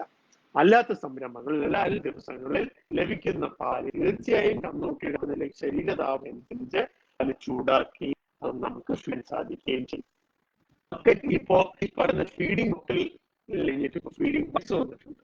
5 ലിറ്റർ കപ്പാസിറ്റി ഉള്ള ഒരുപാട് ബ്രാൻഡിന്റെ നമുക്ക് അവൈലബിൾ ആണ്. ഒരു നല്ലൊരു ബ്രാൻഡിന് ഇതിലെന്ന് പറയുന്നത് നമ്പർ 1 മിൽക്കിംഗ് അല്ലെങ്കിൽ മെഷീൻ കൗ സീരീസ് ഒരു ഡയറി എക്യുപ്മെന്റ് അല്ലെങ്കിൽ അക്സസറി ഏറ്റവും പ്രമായ ഒരു ബ്രാൻഡ് ഈ ലാവൽ. ലാവൽ എന്ന് പറയുന്നത് നമുക്ക് ഇന്ത്യയിലും കേരളത്തിലും നമ്മുടെ തിരുവനന്തപുരത്തും അല്ലെങ്കിൽ കേരളത്തിനകത്തുള്ള എല്ലാ ഗ്രാമത്തിലും ഈ ലാവലിന്റെ മീൻസ് അവൈലബിൾ ആണ്. ഈ ലാവലിന്റെ ബക്കറ്റ് മേടിക്കും. ഈ നമുക്ക് സാധാരണ വെള്ളം എടുക്കുന്ന ബക്കറ്റില് മഴ ഘടിപ്പിച്ചിട്ടുണ്ടാവും. ഒരു ബക്കറ്റിന്റെ താഴെ പാൽക്കുപ്പിടഞ്ഞു. ആ ബക്കറ്റ് നമ്മൾ ഉയർത്തി വെച്ച് കൊടുത്താൽ നമ്മുടെ ഫാമിലൊക്കെ ഫീഡിങ്ങിനുള്ളത് ബക്കറ്റ് നമുക്ക് ഹാങ് ചെയ്തിടാം. പശുക്കളായിട്ട് എത്രയാണോ ആയിട്ടത് ഏകദേശം അരയടി ഒരു 15-20 ലിറ്റർ മേലോട്ടായിട്ടുള്ള ബക്കറ്റ് ചെയ്തിടും. കന്നുകുട്ടി എപ്പോഴും അമ്മയുടെ അകിൽ കുടിക്കുന്ന അതേ ഫീല് കഴുത്ത് എക്സ്റ്റെൻഡിട്ട് ഈ മരുന്ന് കുടിക്കുന്ന നമുക്ക് സാധിക്കും. കൊടുത്തു കഴിയുമ്പോൾ 99% ഈ കുട്ടികൾക്കും കേരളത്തിൽ ഉണ്ടാകാറില്ല. അത് ഗ്യാരണ്ടി. പാലിത്തരത്തിൽ ചൂടാക്കുകയും ചെറു ചൂടാക്കുകയും അല്ലെങ്കിൽ നല്ല ഫീഡിങ് ബക്കറ്റ് അല്ലെങ്കിൽ ഫീഡിങ് ഒരിക്കലും നന്നായിട്ട് ഈ ഉണക്കിയിരിക്കാതിരുന്നു കഴിഞ്ഞാൽ തീർച്ചയായിട്ടും ആ തണുപാതെന്ന് യാതൊരു തരമില്ല. കാരണം പലന്ന് പറയുന്നത് അണുവിന് അല്ലെങ്കിൽ തിരിക്കോ വൈറോ ഫംഗസിനോ വളരാൻ ഏറ്റവും അനുയോജ്യമായ സാധനം എന്ന് പറയുന്നത് പാലിന്റെ ഒരു കുപ്പിയിലുണ്ടെങ്കിൽ നമുക്കറിയാലോ പുറത്ത് ഇന്ന് ഉപയോഗിച്ചിട്ടുള്ള ഒരു ഗ്ലാസ് വൈകുന്നേരം കഴിഞ്ഞാൽ പാല് കേടാവും. ഗ്ലാസ്സെല്ലാം വഴി പ്രത്യേക സ്മെല്ലൊക്കെ വരുന്നത് കാരണം നാച്ചുറൽ കണ്ടാമിനേഷൻ കൊണ്ടാണ്. 100 ഇരട്ടിയായി നമ്മുടെ ഷെഡിൽ ഉപയോഗിക്കുന്ന പാൽക്കുപ്പിയിൽ ഈ ബക്കറ്റ്സ് ഉപയോഗിക്കും. തീർച്ചയായിട്ടും കഴിഞ്ഞാൽ നമ്മൾ ചൂടുവെള്ളത്തിൽ 63 മുതൽ 7 ഡിഗ്രി സെന്റിലുള്ള ചൂടിലാണ് നമ്മൾ ബോട്ടിൽ കഴുകേണ്ടത്. നന്നായിട്ട് കഴുകിയായി ഉണങ്ങി സൂക്ഷിച്ച് ഈ കന്നു വരുന്ന രോഗങ്ങളുടെ ഒരു പരിധിവരെ നേടാൻ സാധിക്കും. രണ്ടാമത്തെ കന്നുകുട്ടിയെ ചുറ്റുവട്ടം. ഇവിടെ നേരത്തെ പറഞ്ഞ സോഫ്റ്റ് ടീം മെറ്റീരിയൽ ഒരിക്കലും കോൺക്രീറ്റ് തറയിൽ ഇട്ടിട്ടും അല്ല വേണ്ടത്. ശരിക്കും നമ്മൾ കൊടുക്കുന്ന നമ്മുടെ ഇന്ത്യയിലാണ് പറഞ്ഞ വൈക്കോല് ഭക്ഷണമായിട്ട് രാജ്യങ്ങളിൽ പോയാൽ വൈക്കോൽ എന്ന് പറഞ്ഞ ബെഡിങ് മെറ്റീരിയൽ പശു കിടക്കാനും കുട്ടികൾ കിടക്കാനും വയ്ക്കുന്ന ബെഡിങ് മെറ്റീരിയലാണ് വൈക്കോൽ എന്ന് പറയുന്നത്. അപ്പോൾ ഈ പട്ടി കിടക്കുന്ന നന്നായിട്ട് വിതറി കൊടുക്കും ബെഡിങ് മെറ്റീരിയൽ പശു കൊടുക്കുന്നുള്ളത് നമ്മൾ ഉറപ്പുവരുത്തി. ഈ പറഞ്ഞ തെർമോമെട്രിക് മെക്കാനിസം ശരീരത്തിന്റെ താപനില അത് നിയന്ത്രിക്കുന്ന മെക്കാനിസം കുട്ടികളിൽ പറയുന്നത് മുതൽ 14 ധരിച്ച് ആഴ്ച കഴിയുമ്പോഴാണ് ശരിക്കും ഡെവലപ്പ് ചെയ്ത് വരുന്നത്. അതുവരെ ചുറ്റുവട്ടത്തുള്ള കാറ്റോ അല്ലെങ്കിൽ ചുറ്റുവട്ടക്കുള്ള നല്ല വീണ കാറ്റൊന്നും വരാത്ത രീതിയിൽ നമുക്ക് നെറ്റോ ഷെറ്റ് എന്തെങ്കിലും കൊടുത്ത് ഈ പറയുന്ന കഥകളുടെ കവറിങ് അല്ലെങ്കിൽ ആ ഒരു പർട്ടിക്കുലർ ഏരിയ നമുക്ക് കവർ ചെയ്യാൻ സാധിക്കും. അല്ലാണ്ട് ഒരിക്കലും ഒരു ഓപ്പൺ ഷെഡിൽ കുറച്ച് വൈക്കോലും കൊണ്ട് ഇട്ട് കൊടുക്കല്ല വേണ്ടത്. പുറമേ എന്നുള്ള കൊടും തണുപ്പാണെങ്കിൽ തണുത്ത കാറ്റോ അല്ലെങ്കിൽ മഴയോ ഒന്നും നനയാത്ത രീതിയിൽ നമ്മൾ നെറ്റും മേൽ റൂഫിങ്ങും ഉള്ള നല്ലൊരു ഐസൊലേറ്റഡ് ഷെഡ് തന്നെയാണ് കന്നുകുട്ടികൾ കൊടുക്കേണ്ടത്. അതല്ലാതെ പശുവിന്റെ ബാക്ക് സൈഡിൽ ഇത് വെക്കുകയല്ല വേണ്ടത്. പശു നിൽക്കുന്ന ഷെഡിൽ നിന്നും ശരാശരി ഒരു 5 മീറ്ററെങ്കിലും മാറിയിട്ടായിരിക്കണം എപ്പോഴും കന്നുകുട്ടികളുടെ ഷെഡ് കൺസ്ട്രക്ട് ചെയ്യേണ്ടത്. കന്നുകുട്ടികളുടെ ഷെഡ് കൺസ്ട്രക്ട് ചെയ്യുമ്പോൾ ഇത്തരം നല്ല രീതിയിൽ വെന്റിലേഷൻ ഉള്ളതായിരിക്കണം. നന്നായിട്ട് വായു കയറി ഇറങ്ങി പോകുന്നതായിരിക്കണം. പക്ഷേ വായു നേരിട്ട് കന്നുകുട്ടികളെ തടിക്കാനും പാടില്ല. നമ്മൾ ഷെയ്ഡ് നെറ്റ്സോ അല്ലെങ്കിൽ നെറ്റ് എന്തെങ്കിലും ഉപയോഗിച്ച് വായുവിന്റെ ഫ്ലോ നമുക്ക് കറക്റ്റ് ചെയ്യാൻ സാധിക്കണം. രണ്ടും നല്ല രീതിയിൽ ഡ്രെയിനേജ് സിസ്റ്റം കൊടുത്തിരിക്കണം. കന്നുകുട്ടികളുടെ മലവും മൂത്രവും ഒരിക്കലും ആ കിടക്കുന്ന ഭാഗത്ത് തങ്ങി നിൽക്കാൻ പാടില്ല. നല്ല രീതിയിൽ ഒഴുകി പോകുന്ന തരത്തിലായിരിക്കണം ഷെഡിന്റെ ഡിസൈൻ. അല്ല എന്നുണ്ടെങ്കിൽ ഈ കന്നുകുട്ടി ജനിച്ച ആദ്യത്തെ 6 മാസം വരെ എന്നും നിങ്ങൾക്ക് ചികിത്സിക്കാൻ മാത്രമേ സമയം ഉണ്ടാകത്തുള്ളൂ. അപ്പൊ ഇത്തരത്തിൽ നമ്മൾ അറിയുന്ന ചെറിയ ചെറിയ ടിപ്സ് ആണ്, ചെറിയ ചെറിയ കാര്യങ്ങൾ, പക്ഷേ ഇതിന് വലിയ വലിയ ഇമ്പാക്ട് പിന്നീട് ഉണ്ടാകും. ജനിച്ച ആദ്യത്തെ 3 മാസം കന്നുകുട്ടി എത്തരത്തിൽ വളർന്നു വരുന്നുവോ അതായിരിക്കും പിന്നീട് അതിന്റെ ആരോഗ്യത്തിൽ അല്ലെങ്കിൽ അതിന്റെ വളർച്ചയിൽ അത് റിഫ്ലക്ട് ചെയ്യാം. ശരിക്കും കന്നുകുട്ടി എപ്പോഴും നമ്മൾ ചോദിക്കും, പാലിന്റെ കാര്യം പറഞ്ഞപ്പോൾ ശരിക്കും എത്ര പാല് കുടിപ്പിച്ചിരിക്കണം അല്ലെ? ഒരു കന്നുകുട്ടിയെ ജനിച്ചു കഴിയുമ്പോൾ എത്ര അളവിൽ പാല് കുടിപ്പിക്കണം? അപ്പൊ ഒരു പശു ജനിച്ചു കഴിയുമ്പോൾ പാല് ഫസ്റ്റ് കറവാകുമ്പോൾ ഒരു 10-15 ലിറ്റർ ഉണ്ടാവും. അത്രയും പാല് കുടിപ്പിക്കണോ സാർ എന്ന് സ്വാഭാവികമായിട്ട് ഒരു ചോദ്യം ഇതിനൊപ്പം തന്നെ ഉയർന്നു വന്നേക്കാം. അതിനൊരു കണക്കുണ്ട്. ജനിച്ചു കഴിഞ്ഞാൽ ഉടനെ തന്നെ കന്നുകുട്ടികളുടെ വെയിറ്റ് നമ്മൾ എടുക്കുക. ഒരു സ്പ്രിംഗ് ബാലൻസിലോ അല്ലെങ്കിൽ ഒരു പ്ലാറ്റ്ഫോം ബാലൻസിലോ കന്നുകുട്ടി വെച്ച് കഴിഞ്ഞാൽ നമുക്ക് കന്നുകുട്ടിയുടെ വെയിറ്റിന് അളന്നെടുക്കാൻ സാധിക്കും. ഏകദേശം ഒരു വെയിറ്റ് നമുക്ക് കിട്ടും. ഒരു കന്നുകുട്ടി തൂക്കിയെടുത്ത് കഴിയുമ്പോൾ തന്നെ നമുക്ക് അറിയാൻ പറ്റും ഒരു ശരാശരി 30, 35, 40, 45 കിലോ, അങ്ങനെ ഏകദേശം ഒരു റേഞ്ച് ഓഫ് വെയിറ്റ് നമുക്ക് കിട്ടും. ആ ശരീരഭാഗത്തിന്റെ 10-1 കന്നുകുട്ടി കൊടുക്കേണ്ടുന്ന പാല്. അപ്പോൾ 45 കിലോ ഉള്ള ഒരു കന്നുകുട്ടിയാണെങ്കിൽ 4.5 ലിറ്റർ പാല് ആ കന്നുകുട്ടിക്ക് ദിവസം നമ്മൾ കൊടുത്തിരിക്കുന്നത്. പ്രതിദിനം, ഒരു നേരമല്ല, പ്രതിദിനം. അതായത് രാവിലെയും വൈകുന്നേരത്തും, അല്ലെങ്കിൽ രാവിലെയും ഉച്ചയ്ക്കും വൈകുന്നേരത്തും, ഇങ്ങനെ 3 തരത്തിലോ അല്ലെങ്കിൽ 3 നേരത്തിലോ 2 നേരത്തിലോ ആയി മൊത്തം നമ്മൾ ഈ പറയുന്ന 45 കിലോ ഉള്ള കുട്ടിക്ക് 4.5 ലിറ്റർ പാല് നൽകിയിരിക്കണം. ഇപ്പോ ഈ പാല് എപ്പോഴും അറിയില്ല, ലിക്വിഡ് മീഡിയ ഹാൻഡിൽ ചെയ്യുന്നത് നമുക്ക് ഒരുപാട് ബുദ്ധിമുട്ടുണ്ട്. എപ്പോഴും കണ്ടാമിനേഷനും ഈ പറയുന്ന ഒരുപാട് ഹാൻഡ്ലിംഗ് ഇഷ്യൂസ് ഈ ലിക്വിഡ് മീഡിയത്തിന് വരാറുണ്ട്. അല്ലെങ്കിൽ പാലിന് കൈകാര്യം ചെയ്യുമ്പോൾ ഉണ്ടാകുന്ന വീഴ്ചകൾ തീർച്ചയായിട്ടും കന്നുകുട്ടിയുടെ ആരോഗ്യത്തെ ബാധിക്കും. അതിനിപ്പോ നമുക്ക് ലഭ്യമായിട്ടുള്ള പ്രൊഡക്റ്റാണ് മിൽക്ക് റീപ്ലേസർ. അമൂൽ ഇപ്പോൾ മാർക്കറ്റ് ചെയ്യുന്നുണ്ട്, പതഞ്ജലിക്കാർ മാർക്കറ്റ് ചെയ്യുന്നുണ്ട്, ഗോദ്രേജ് മാർക്കറ്റ് ചെയ്യുന്നുണ്ട്, തമിഴ്നാട്ടിൽ SK മാർക്കറ്റ്, ഒത്തിരി ബ്രാൻഡുകൾ ഇപ്പോൾ മിൽക്ക് റീപ്ലേസേഴ്സ് ഇപ്പോൾ മാർക്കറ്റ് ചെയ്യുന്നുണ്ട്. മിൽക്ക് റീപ്ലേസർ എന്ന് പറഞ്ഞാൽ മനുഷ്യർ ഉപയോഗിക്കുന്ന പാൽപ്പൊടിക്ക് തത്തുല്യമായ ഒരു ഉൽപ്പന്നം.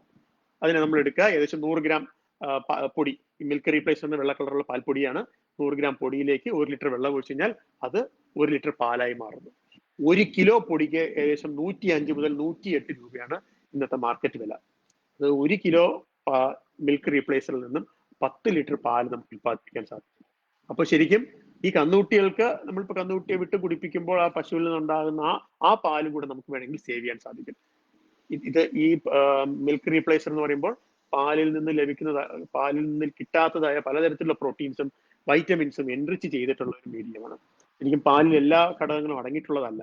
അപ്പൊ അതിൽ നിന്ന് ലഭിക്കാത്തതും എന്നാൽ കന്നുകുട്ടികൾക്ക് ആവശ്യം ആകുന്ന തരത്തിലുള്ള ഘടകങ്ങളും മൂല്യങ്ങളും ഈ പറയുന്ന മിൽക്ക് റീപ്ലേസറിൽ ആഡ് ചെയ്തിട്ടുണ്ട്. അതിനകത്തേക്ക് നമ്മൾ ഹോർലിക്സ് അല്ലെങ്കിൽ ബൂസ്റ്റോ പാൽപ്പൊടിയോ കലക്കുന്ന തരത്തിൽ ഇളം ചൂടുള്ള വെള്ളത്തിൽ നന്നായിട്ട് ഇതിനെ മിക്സ് ചെയ്ത് കഴിയുക. ശരിക്കും റിയൽ മിൽക്കായിട്ട് ഇത് മാറും. നല്ല ഫ്ലേവറാണ്. കന്നുകുട്ടികൾക്ക് ഒരു ബുദ്ധിമുട്ടില്ല, കഴിക്കാൻ വയറിളക്കം വരില്ല എന്നുള്ളത് 100% ഗ്യാരണ്ടിയാണ്. ഞങ്ങൾ എത്രയോ കർഷകരിൽ ഇത് ഉപയോഗിച്ചു, ഫാമിൽ ഞങ്ങൾ ഇത് ഉപയോഗിച്ചിട്ടുണ്ട്. ഇന്നേ വരെ നമുക്ക് ഇത് ഉപയോഗിക്കുന്ന കന്നുകുട്ടികളിൽ വയറിളക്കം എന്ന് പറയുന്ന പ്രശ്നം ഞങ്ങൾ നേരിട്ടേ ഇല്ല. അത്ര സേഫാണ്. നമ്മൾ കൈകാര്യം ചെയ്യുന്ന രീതിയും നല്ല ശുദ്ധമായ വെള്ളവും ഇതിനകത്ത് ഉപയോഗിക്കുകയാണെന്നുണ്ടെങ്കിൽ മിൽക്ക് റീപ്ലേസസ് എന്തുകൊണ്ട് ലാഭകരമാണ്. 1 കിലോ മിൽക്ക് റീപ്ലേസർ 105 രൂപയെ വരുന്നുള്ളൂ. ആ 1 കിലോ മിൽക്ക് റീപ്ലേസർ കൊണ്ട് നമുക്ക് ശരാശരി 10 ലിറ്റർ വരെ പാൽ ഉണ്ടാക്കാൻ സാധിക്കും. ഇന്നത്തെ മാർക്കറ്റ് വില പാലിന് 55 മുതൽ 60 രൂപ വരെ. അപ്പോൾ ഒരു 10 ലിറ്റർ പാൽ എന്ന് പറയുമ്പോൾ 600 രൂപ അവിടെ തന്നെ വില മാറുകയാണ്. അതേസമയം അതിന്റെ ഒരു 6-1 അല്ലെ, ഒരു 100 രൂപ 105 രൂപ കൊണ്ട് തന്നെ നമുക്ക് ഈ പറഞ്ഞ 600 രൂപയുടെ ഗുണവും 100 രൂപയുടെ മുതൽ മുടക്കിൽ നമുക്ക് നേടിയെടുക്കാൻ സാധിക്കും.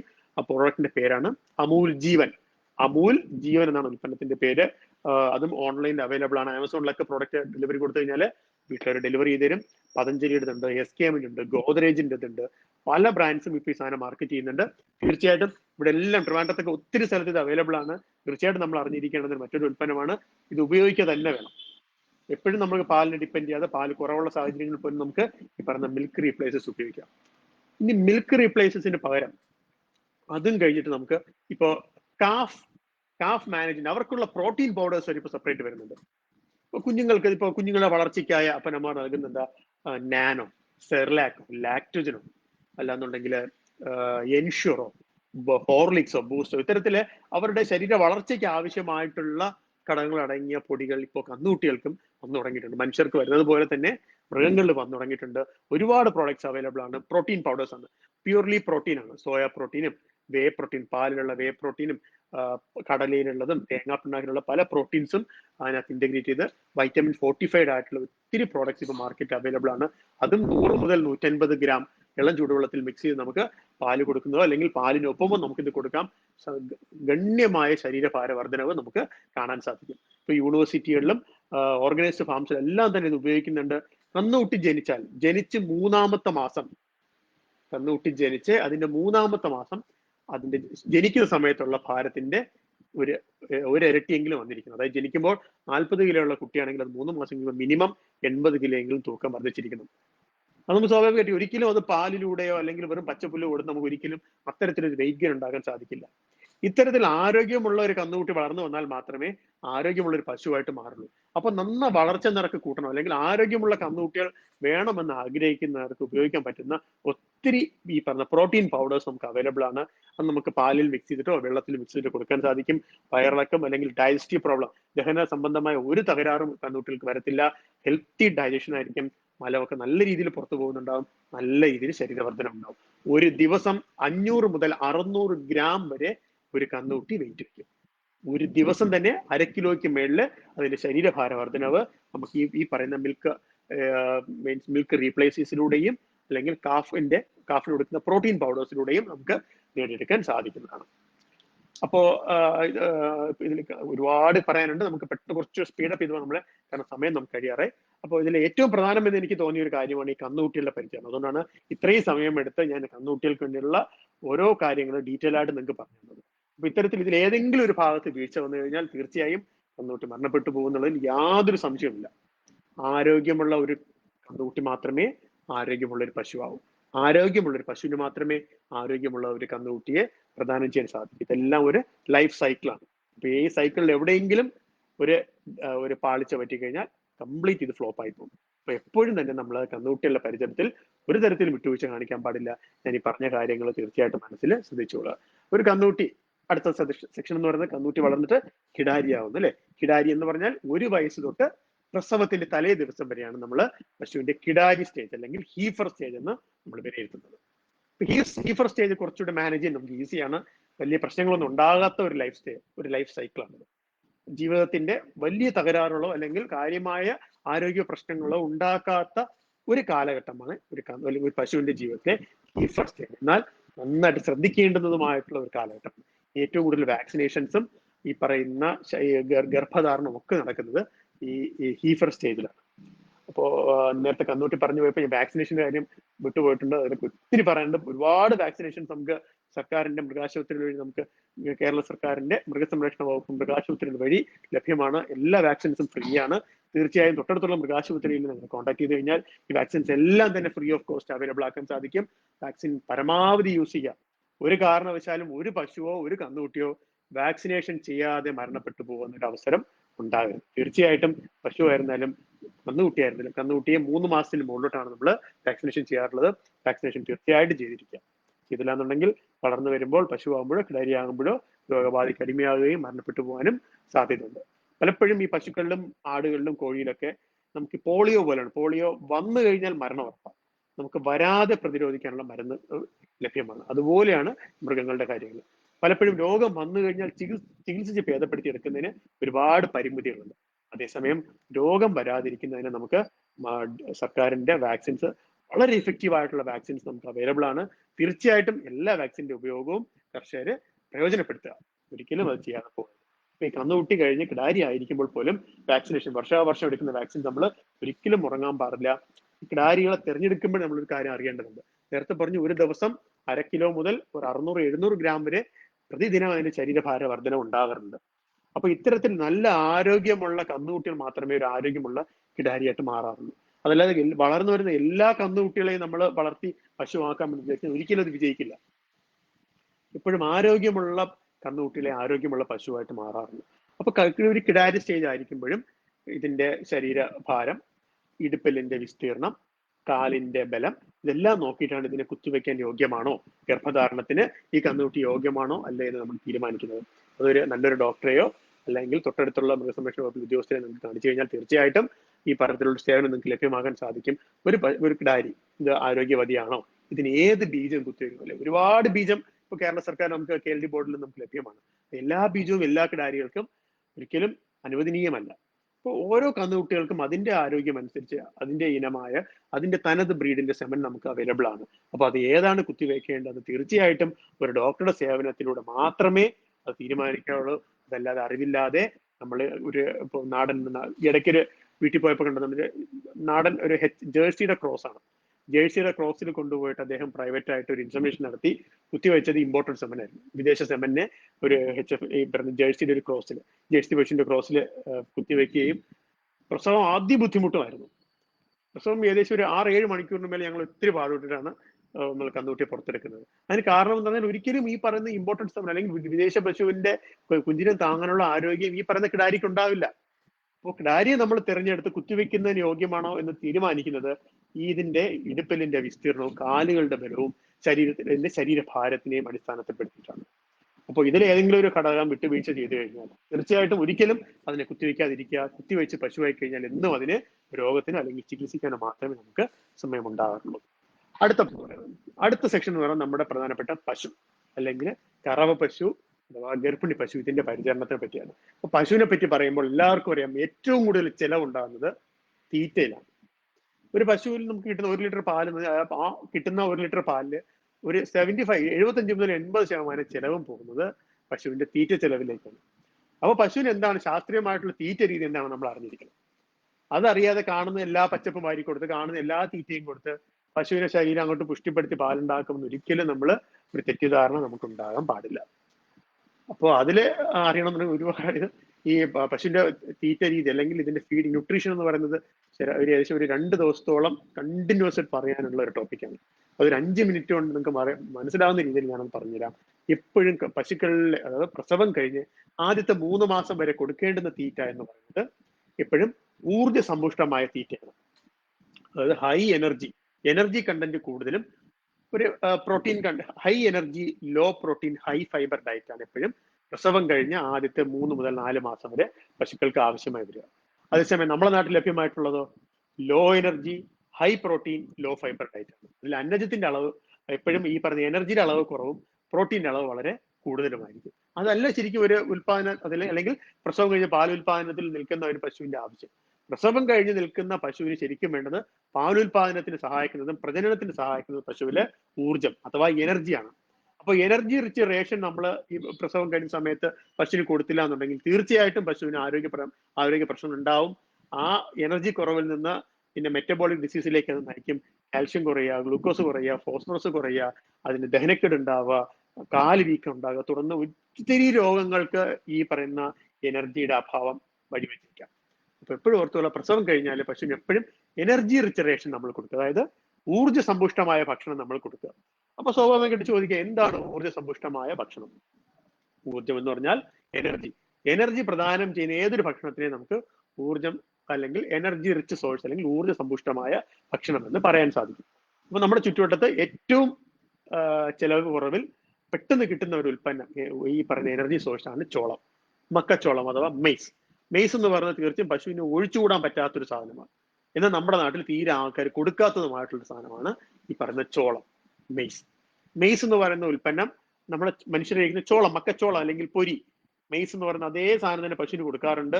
അതിന്റെ ബ്രോക്കൺ മെയ്സും അതിന്റെ മാഷ് ഫീഡും നമുക്ക് അവൈലബിൾ ആണ്. ചോളം മാവായിട്ടും ചോളം നുറുക്കായിട്ടും ഇപ്പൊ വില ലഭ്യമാണ്. കിലോയ്ക്ക് 18 രൂപ മുതൽ 35 രൂപ വരെയാണ് ഇന്നത്തെ മാർക്കറ്റ് നിരക്ക് വരുന്നത്. ഒരു പശുവിന് 1/2 കിലോ രാവിലെ 1/2 കിലോ വൈകിട്ട് പ്രതി ദിവസം 1 കിലോ കൊടുത്തു കഴിഞ്ഞാൽ പശുവിന് ആവശ്യമുള്ള ഊർജ്ജം അതിന്റെ ചോളത്തിൽ നിന്ന് കിട്ടിക്കോളും.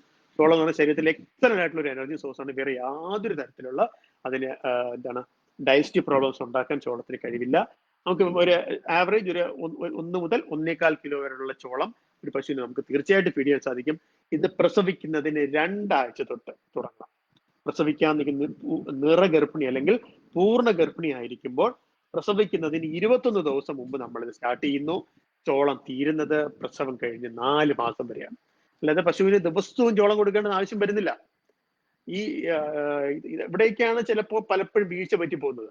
അപ്പൊ പ്രസവം കഴിഞ്ഞപ്പോൾ പശു നന്നായിക്കോട്ടെ ആരോഗ്യം വെക്കട്ടെ എന്ന് കഴിഞ്ഞ് എല്ലാ തീറ്റയും കൂടെ പ്രസവത്തിന്റെ അന്നേ ദിവസം അല്ലെങ്കിൽ പ്രസവം കഴിഞ്ഞ് തൊട്ടടുത്ത ദിവസം നമ്മൾ പശുവിനെ കണ്ടമാനം നമ്മൾ ഫീഡ് ചെയ്യിക്കും. അപ്പോൾ ഈ വറ്റും കറവയിലുള്ള തീറ്റ അല്ല പ്രസവം കഴിയുമ്പോൾ കൊടുക്കുന്ന തീറ്റ. വറ്റിൻകറവിൽ ഒരു പശുവിന് ശരാശരി 2.5 മുതൽ 3 കിലോ തീറ്റ കൊടുക്കുമ്പോൾ പ്രസവം കഴിയുന്ന പാടെ അതിന്റെ തീറ്റയുടെ അളവ് എന്ന് പറഞ്ഞ് വർദ്ധിച്ച് ചിലപ്പോൾ 8, 10, 12 കിലോ വരെ എത്തിയേക്കാം. അപ്പൊ ഈ 3 കിലോ കഴിച്ചുകൊണ്ടിരിക്കുന്ന ഒരു പശുവിന് ഒരു 12 അല്ലെങ്കിൽ 24 മണിക്കൂർ കൊണ്ട് പെട്ടെന്ന് നമ്മളത് 10, 12 കിലോ ആക്കി ഭക്ഷണം മാറ്റിക്കഴിഞ്ഞാൽ തീർച്ചയായിട്ടും ദഹനക്കേട് വന്നിരിക്കുന്നതിൽ യാതൊരു സംശയമില്ല. ഇവിടെയാണ് നമ്മൾ സ്റ്റീമിംഗ് അപ്പ് എന്ന് പറയുന്ന പ്രോസസ്സ് ഇൻട്രൊഡ്യൂസ് ചെയ്യുന്നത്. സ്റ്റീമിംഗ് അപ്പ് എന്ന് പറയുന്നത് പ്രസവത്തിന് 3 ആഴ്ച മുൻപ്, പ്രസവിക്കുന്നതിന് 21 ദിവസം മുൻപ് തന്നെ ചോളം, പിന്നീട് ബാക്കിയുള്ള വൈറ്റമിൻസ്, പിന്നീട് ആനയോണിക് സോൾട്ട്, ഇങ്ങനെ പറഞ്ഞ കുറെ ഘടകങ്ങൾ ആഡ് ചെയ്തിട്ടുള്ള ഭക്ഷണം നമ്മൾ പശുവിന് തീറ്റയ്ക്കകത്ത് കൊടുക്കും. ഘടകങ്ങൾ ഒന്നുമില്ല, ഇതെല്ലാം മരുന്ന് മെഡിസിൻസ് നമുക്ക് റെഡിലി അവൈലബിൾ ആണ്. ചില പൊടികളുണ്ട്. ഈ പൊടികൾ പ്രസവത്തിന് 21 ദിവസം മുൻപ് ഡെയിലി ഓരോ പാക്കറ്റ് വെച്ച് പശുവിന് കഴിക്കാൻ കൊടുക്കുക. വിത്ത് ചോളം കൊടുക്കുക. തീറ്റയുടെ അളവ് മെല്ലെ കൂട്ടുക. ഇപ്പോഴും പ്രസവിക്കാൻ തൊട്ട് മുമ്പ് നിൽക്കുന്ന പശുവിന് 3 കിലോ എന്നുള്ളത് നമ്മൾ പതുക്കെ 3, 100, 3, 200, 3.25, 3.5, 4, 4.5, 5 അങ്ങനെ മെല്ലെ ക്രമേണ തീറ്റ നമ്മൾ കൂട്ടി കഴിഞ്ഞ പ്രസവത്തിൽ മാക്സിമം പാലുൽപാദനത്തിൽ ഈ പശു എത്ര തീറ്റ കഴിച്ചിരുന്നു ആ തീറ്റയുടെ അളവ് പ്രസവിക്കുന്നതിന്റെ തലേ ദിവസം നമ്മൾ എത്തിയിരിക്കണം. ഉദാഹരണത്തിന് ഇപ്പോ നമ്മുടെ കയ്യിലുള്ള പശു കഴിഞ്ഞ പ്രസവത്തിൽ അതിന്റെ പ്രസവിച്ച് ഏകദേശം ഒരു മാസത്തോളം കഴിയുമ്പോഴാണ് അതിന്റെ പീക്ക് പ്രൊഡക്ഷനിലേക്ക് എത്തുക. ആ പീക്ക് പ്രൊഡക്ഷൻ അച്ചീവ് ചെയ്യുന്ന സമയത്ത് ഈ പശു ഒരു 10 കിലോ ഫീഡ് കഴിച്ചിരുന്നു എന്ന് നമുക്ക് വെക്കാം. അങ്ങനെയാണെങ്കിൽ നമ്മുടെ ഇന്ന് ആ പശു പ്രസവിക്കാൻ നിൽക്കുമ്പോൾ പ്രസവത്തിന്റെ തലേ ദിവസം അല്ലെങ്കിൽ 3 അല്ലെങ്കിൽ 3.5 കിലോ ഫീഡ് എന്ന് പറയുന്നത് മെല്ലെ ടോപ്പ് അപ്പ് ചെയ്ത് നമ്മൾ അതിനെ ഒരു ശരാശരി 8 മുതൽ 10 കിലോ എന്നുള്ള രീതിയിൽ ആക്കി കൊണ്ടുവന്നിരിക്കണം. അങ്ങനെ ആയെങ്കിൽ മാത്രമേ പ്രസവം കഴിയുമ്പോൾ അല്ലെങ്കിൽ പ്രസവ സമയത്ത് പശുവിന്റെ ശരീരത്തിൽ ആവശ്യമായിട്ടുള്ള, ഒരു പശുവിന്റെ ശരീരത്തിൽ ഏറ്റവും കൂടുതൽ ഈ എനർജി ആയിക്കോട്ടെ, ഗ്ലൂക്കോസ് ആയിക്കോട്ടെ, കാൽഷ്യം ആയിക്കോട്ടെ, മെഗ്നീഷ്യം ആയിക്കോട്ടെ, ഈ പറഞ്ഞ ധാതു ലവണങ്ങൾ ഏറ്റവും കൂടുതൽ പശുവിന് ആവശ്യം വരുന്നത് പശുവിന്റെ പ്രസവ സമയവും ആ പ്രസവ ദിവസവുമാണ്. ആ ഉണ്ടാകുന്ന ആവശ്യം ആ സമയത്ത് നമ്മൾ നിറവേറ്റി കഴിഞ്ഞാൽ, ഇപ്പോൾ ശരീരത്തിന് കാൽഷ്യം ഏറ്റവും കൂടുതൽ ചിലപ്പോൾ പശുവിന് ആവശ്യം വരിക പ്രസവം നടക്കുന്ന സമയത്തായിരിക്കും. ആ നടക്കുന്ന സമയത്ത് നമ്മൾ ഈ പറഞ്ഞ കാൽഷ്യം പശുവിന് നൽകി കഴിഞ്ഞാൽ ഒരിക്കലും ഈ കാൽഷ്യം കുറഞ്ഞു പോകുന്ന ഒരു പ്രശ്നം പശുവിന്റെ ജീവിതത്തിൽ പിൽക്കാലത്ത് ഉണ്ടാവില്ല. ഉണ്ടായിക്കൂടാന്നില്ല, ഒരു 1-2% മാത്രമേ ഉള്ളൂ. 98% പ്രസവ സമയത്ത് ഉണ്ടാകുന്ന റിക്വയർമെന്റ് എന്താണ് അത് നമ്മൾ ഉടനെ മീറ്റ് ചെയ്ത് കഴിഞ്ഞാൽ ഒരിക്കലും പ്രസവശേഷം ഈ പറയുന്ന റിക്വയർമെന്റ് ക്യാരി ഓവർ ചെയ്ത് പോകത്തില്ല. അതായത് കാൽഷ്യം റിക്വയർമെന്റ് ആയാലും എനർജി റിക്വയർമെന്റ് ആയാലും പ്രസവ സമയത്ത് പശുവിന് ആവശ്യമായി വന്നാൽ ആ സമയത്ത് നമ്മൾ അതിന് കൊടുക്കുക. എങ്ങനെ കൊടുക്കും? മരുന്ന് രൂപത്തിലോ ജെല്ല് രൂപത്തിലോ പല രീതിയിലും നമുക്ക് ഈ പറയുന്ന കാൽഷ്യം എനർജി അവൈലബിൾ ആണ്. അപ്പോൾ നമ്മൾ ഈ പറഞ്ഞ സ്റ്റീമിംഗ് അപ്പ് എന്ന് പറയുന്ന പ്രക്രിയ വറ്റിൻകറവ സമയത്ത് നിൽക്കുമ്പോൾ നമ്മൾ ഈ സ്റ്റീമിംഗ് അപ്പിലൂടെ ഈ പറയുന്ന കാൽഷ്യവും ഗ്ലൂക്കോസും ഒക്കെ ചോളവും ഒക്കെ നമ്മൾ പ്രസവിക്കുന്ന 21 ദിവസം മുൻപേ കൊടുത്തു തുടങ്ങി കഴിയുമ്പോൾ പ്രസവ സമയത്ത് അല്ലെങ്കിൽ പ്രസവ നേരത്ത് പശുവിന് ആവശ്യമായ ഗ്ലൂക്കോസും ഈ പറഞ്ഞ കാൽഷ്യവും എനർജിയും എല്ലാം തന്നെ പശുവിന്റെ ശരീരത്തിൽ ഉണ്ടാകും. ഒരിക്കലും പശു പ്രസവ ബുദ്ധിമുട്ടോ അല്ലെങ്കിൽ മാവ് വീഴാതിരിക്കുക, അകിട് വീക്കം, കാലുവേദന, വയറ്റുപെരുക്കം തുടങ്ങിയ മെറ്റബോളിക് ഡിസീസ് ഒന്നും തന്നെ പശുവിനെ അഫക്റ്റ് ചെയ്യത്തില്ല. അപ്പൊ ഇതെല്ലാം ഒരു സൈക്കിളാണ്. ഈ സൈക്കിൾ എവിടെയെങ്കിലും ഏതെങ്കിലും ഒരു കണ്ണി ബ്രേക്ക് ആയി കഴിഞ്ഞാൽ തീർച്ചയായിട്ടും പശുവിന്റെ ആരോഗ്യത്തിൽ അത് ബാധിച്ചിരിക്കും, റിഫ്ലക്ട് ചെയ്തിരിക്കും, ഒരു സംശയമില്ല. അപ്പോൾ ഈ പറയുന്ന കാൽഷ്യം റിക്വയർമെന്റ് ആയിക്കോട്ടെ, എനർജി റിക്വയർമെന്റ് ആയിക്കോട്ടെ, ഇത് സ്റ്റാർട്ട് ചെയ്യുന്നത് പ്രസവത്തിന് ശേഷമല്ല, ഇത് പ്രസവത്തിന് മുമ്പ് നമ്മൾ ആഡ് ചെയ്ത് കൊടുത്തിരിക്കണം. പ്രസവിക്കുന്നതിന് 21 ദിവസം മുൻപ് തന്നെ നമ്മൾ ഈ പറയുന്ന എനർജി സോഴ്സും ഈ പറയുന്ന ആനോണിക് സോൾട്ടും ഭക്ഷണത്തിനകത്ത് നമ്മൾ ആഡ് ചെയ്ത് കൊടുക്കാറുണ്ട്.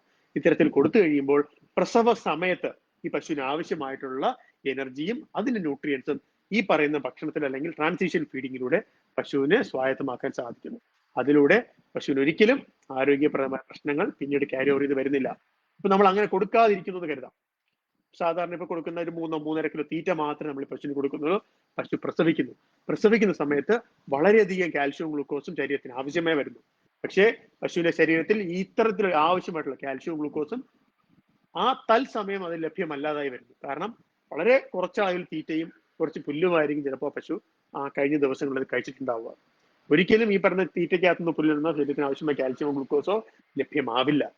അപ്പൊ അത് ലഭ്യമാണെങ്കിൽ ഒന്നുകിൽ ആ സമയത്ത് നമ്മൾ കാൽഷ്യം സിറപ്പോ ഗ്ലൂക്കോസിന്റെ ജെല്ലോ കാൽഷ്യം ജെല്ലോ നമ്മൾ ഓറലി കുടിപ്പിക്കുകയോ ഞരമ്പ് വഴി നമ്മൾ പശുവിന് നൽകുകയോ ചെയ്തില്ല എന്നുണ്ടെങ്കിൽ തീർച്ചയായിട്ടും ആ ഉണ്ടാകുന്ന എനർജി ഡെഫിസിറ്റ് അഥവാ ഇതിന്റെ കാൽഷ്യം ഡെഫിസിറ്റ് പലിശ, കൂട്ടുപലിശ, വട്ടിപ്പലിശ എന്ന് പറയുന്ന രീതിയിൽ ഇത് ദിവസം പ്രതി വർദ്ധിച്ച് വരും.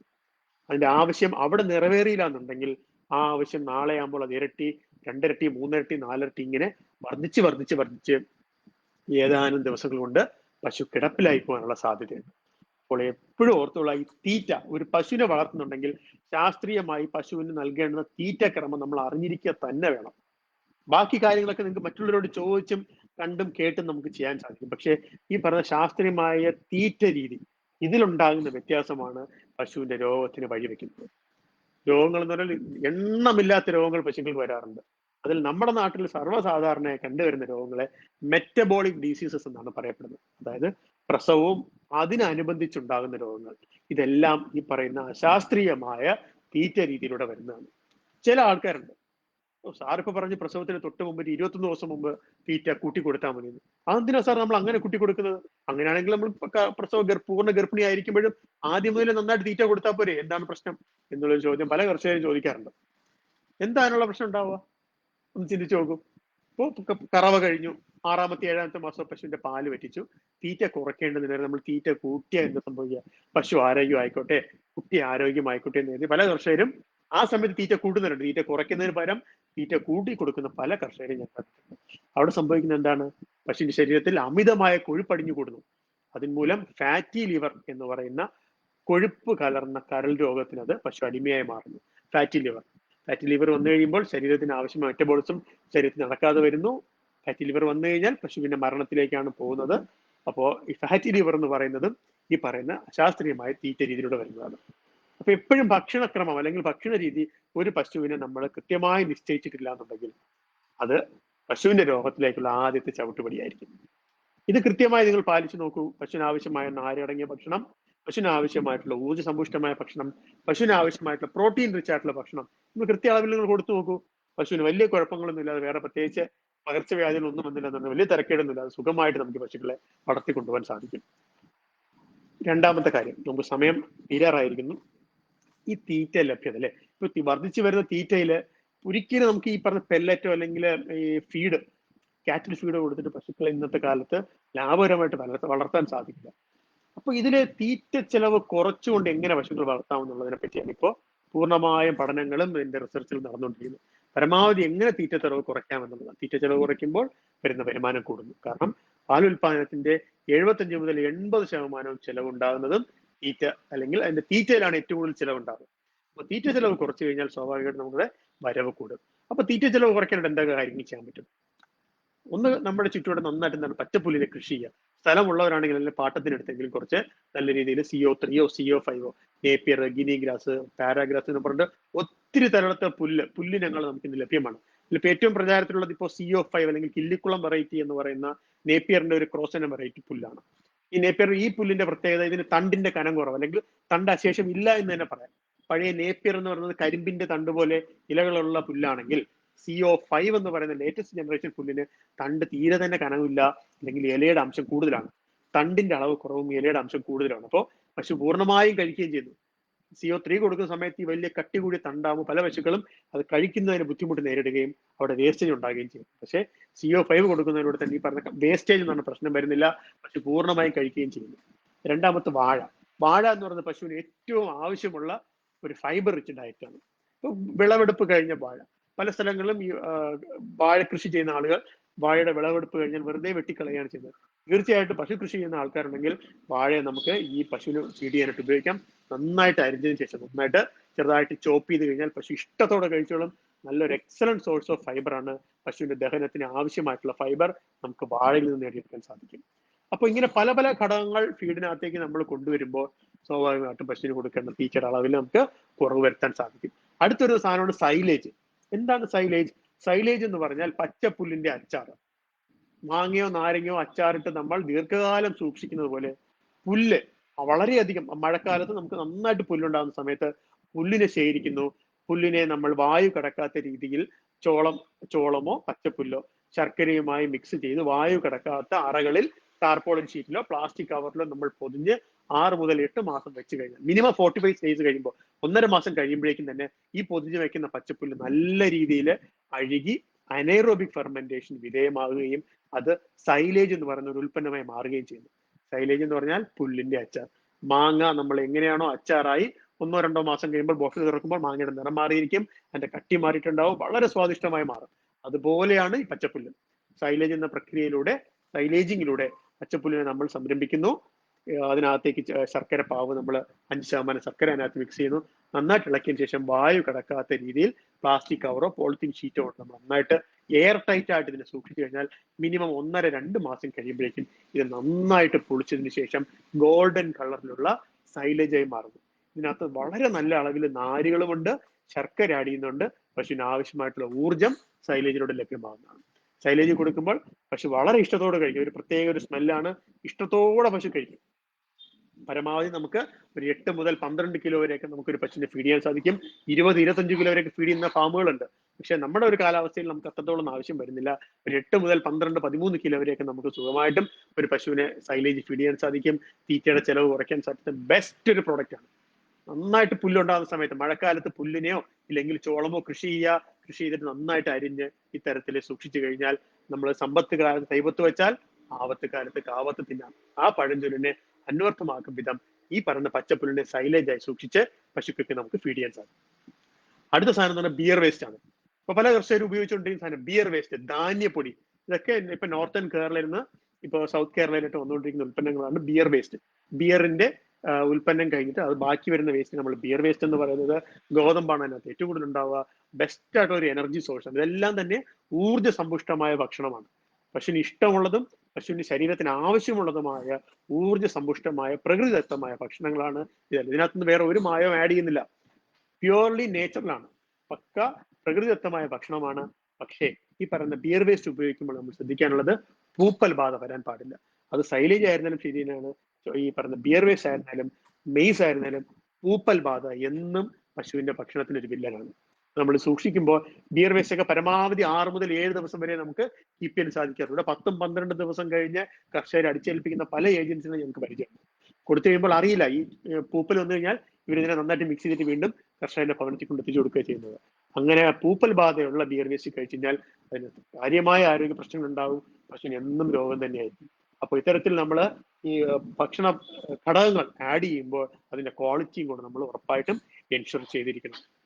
എൻഷുർ ചെയ്തില്ല എന്നുണ്ടെങ്കിൽ തീർച്ചയായിട്ടും അത് ഗുണത്തെക്കാളേറെ ദോഷത്തിലേക്ക് വഴിവെച്ചേക്കുന്നതിൽ യാതൊരു സംശയവും തന്നെയില്ല.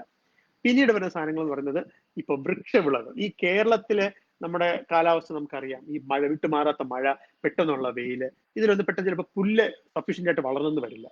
അപ്പൊ കുറച്ച് സ്ഥലമുള്ള ആൾക്ക് ഒരിക്കലും പുല്ലിനെ മാത്രം ഡിപ്പെൻഡ് ചെയ്ത് ഫാം നടത്തിക്കൊണ്ടും പറ്റാത്തൊരു സാഹചര്യമാണ്. ഇവിടെയാണ് വൃക്ഷവിളകളുടെ എൻട്രി.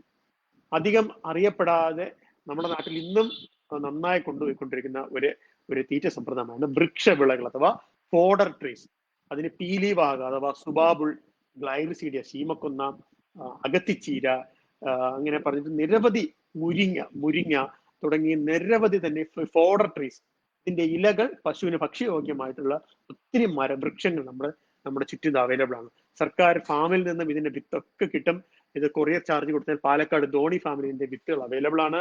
ഫാമിലെ ഓഫീസേഴ്സിനെ കോൺടാക്ട് ചെയ്ത് കഴിഞ്ഞാൽ തീർച്ചയായിട്ടും ഇത് കൊറിയർ രൂപത്തിൽ നിങ്ങളുടെ ഭവനങ്ങളിലെത്തും. ഈ പറയുന്ന ഫോഡർ ട്രീസ് ഇത് ചെറിയ പരിചരണം കൊണ്ട് നല്ല രീതിയിൽ നമുക്ക് ഉൽപാദനം കൂട്ടിയെടുക്കാൻ പറ്റുന്ന ഒരു മേഖലയാണ് ഫോഡർ ട്രീസിന്റെ കൾട്ടിവേഷൻ. പശു പുല്ലിനെ വളർത്തുന്ന പോലെ ഇടകിളച്ച് കൊടുക്കുകയോ ചാണകം ഇട്ട് കൊടുക്കുകയോ വെള്ളം ഒഴിച്ചെടുക്കുകയോ അങ്ങനെ വേണ്ടുന്ന ദൈനംദിനമായിട്ടുള്ള അതിന് പരിചരണം ഒന്നും ആവശ്യമില്ല.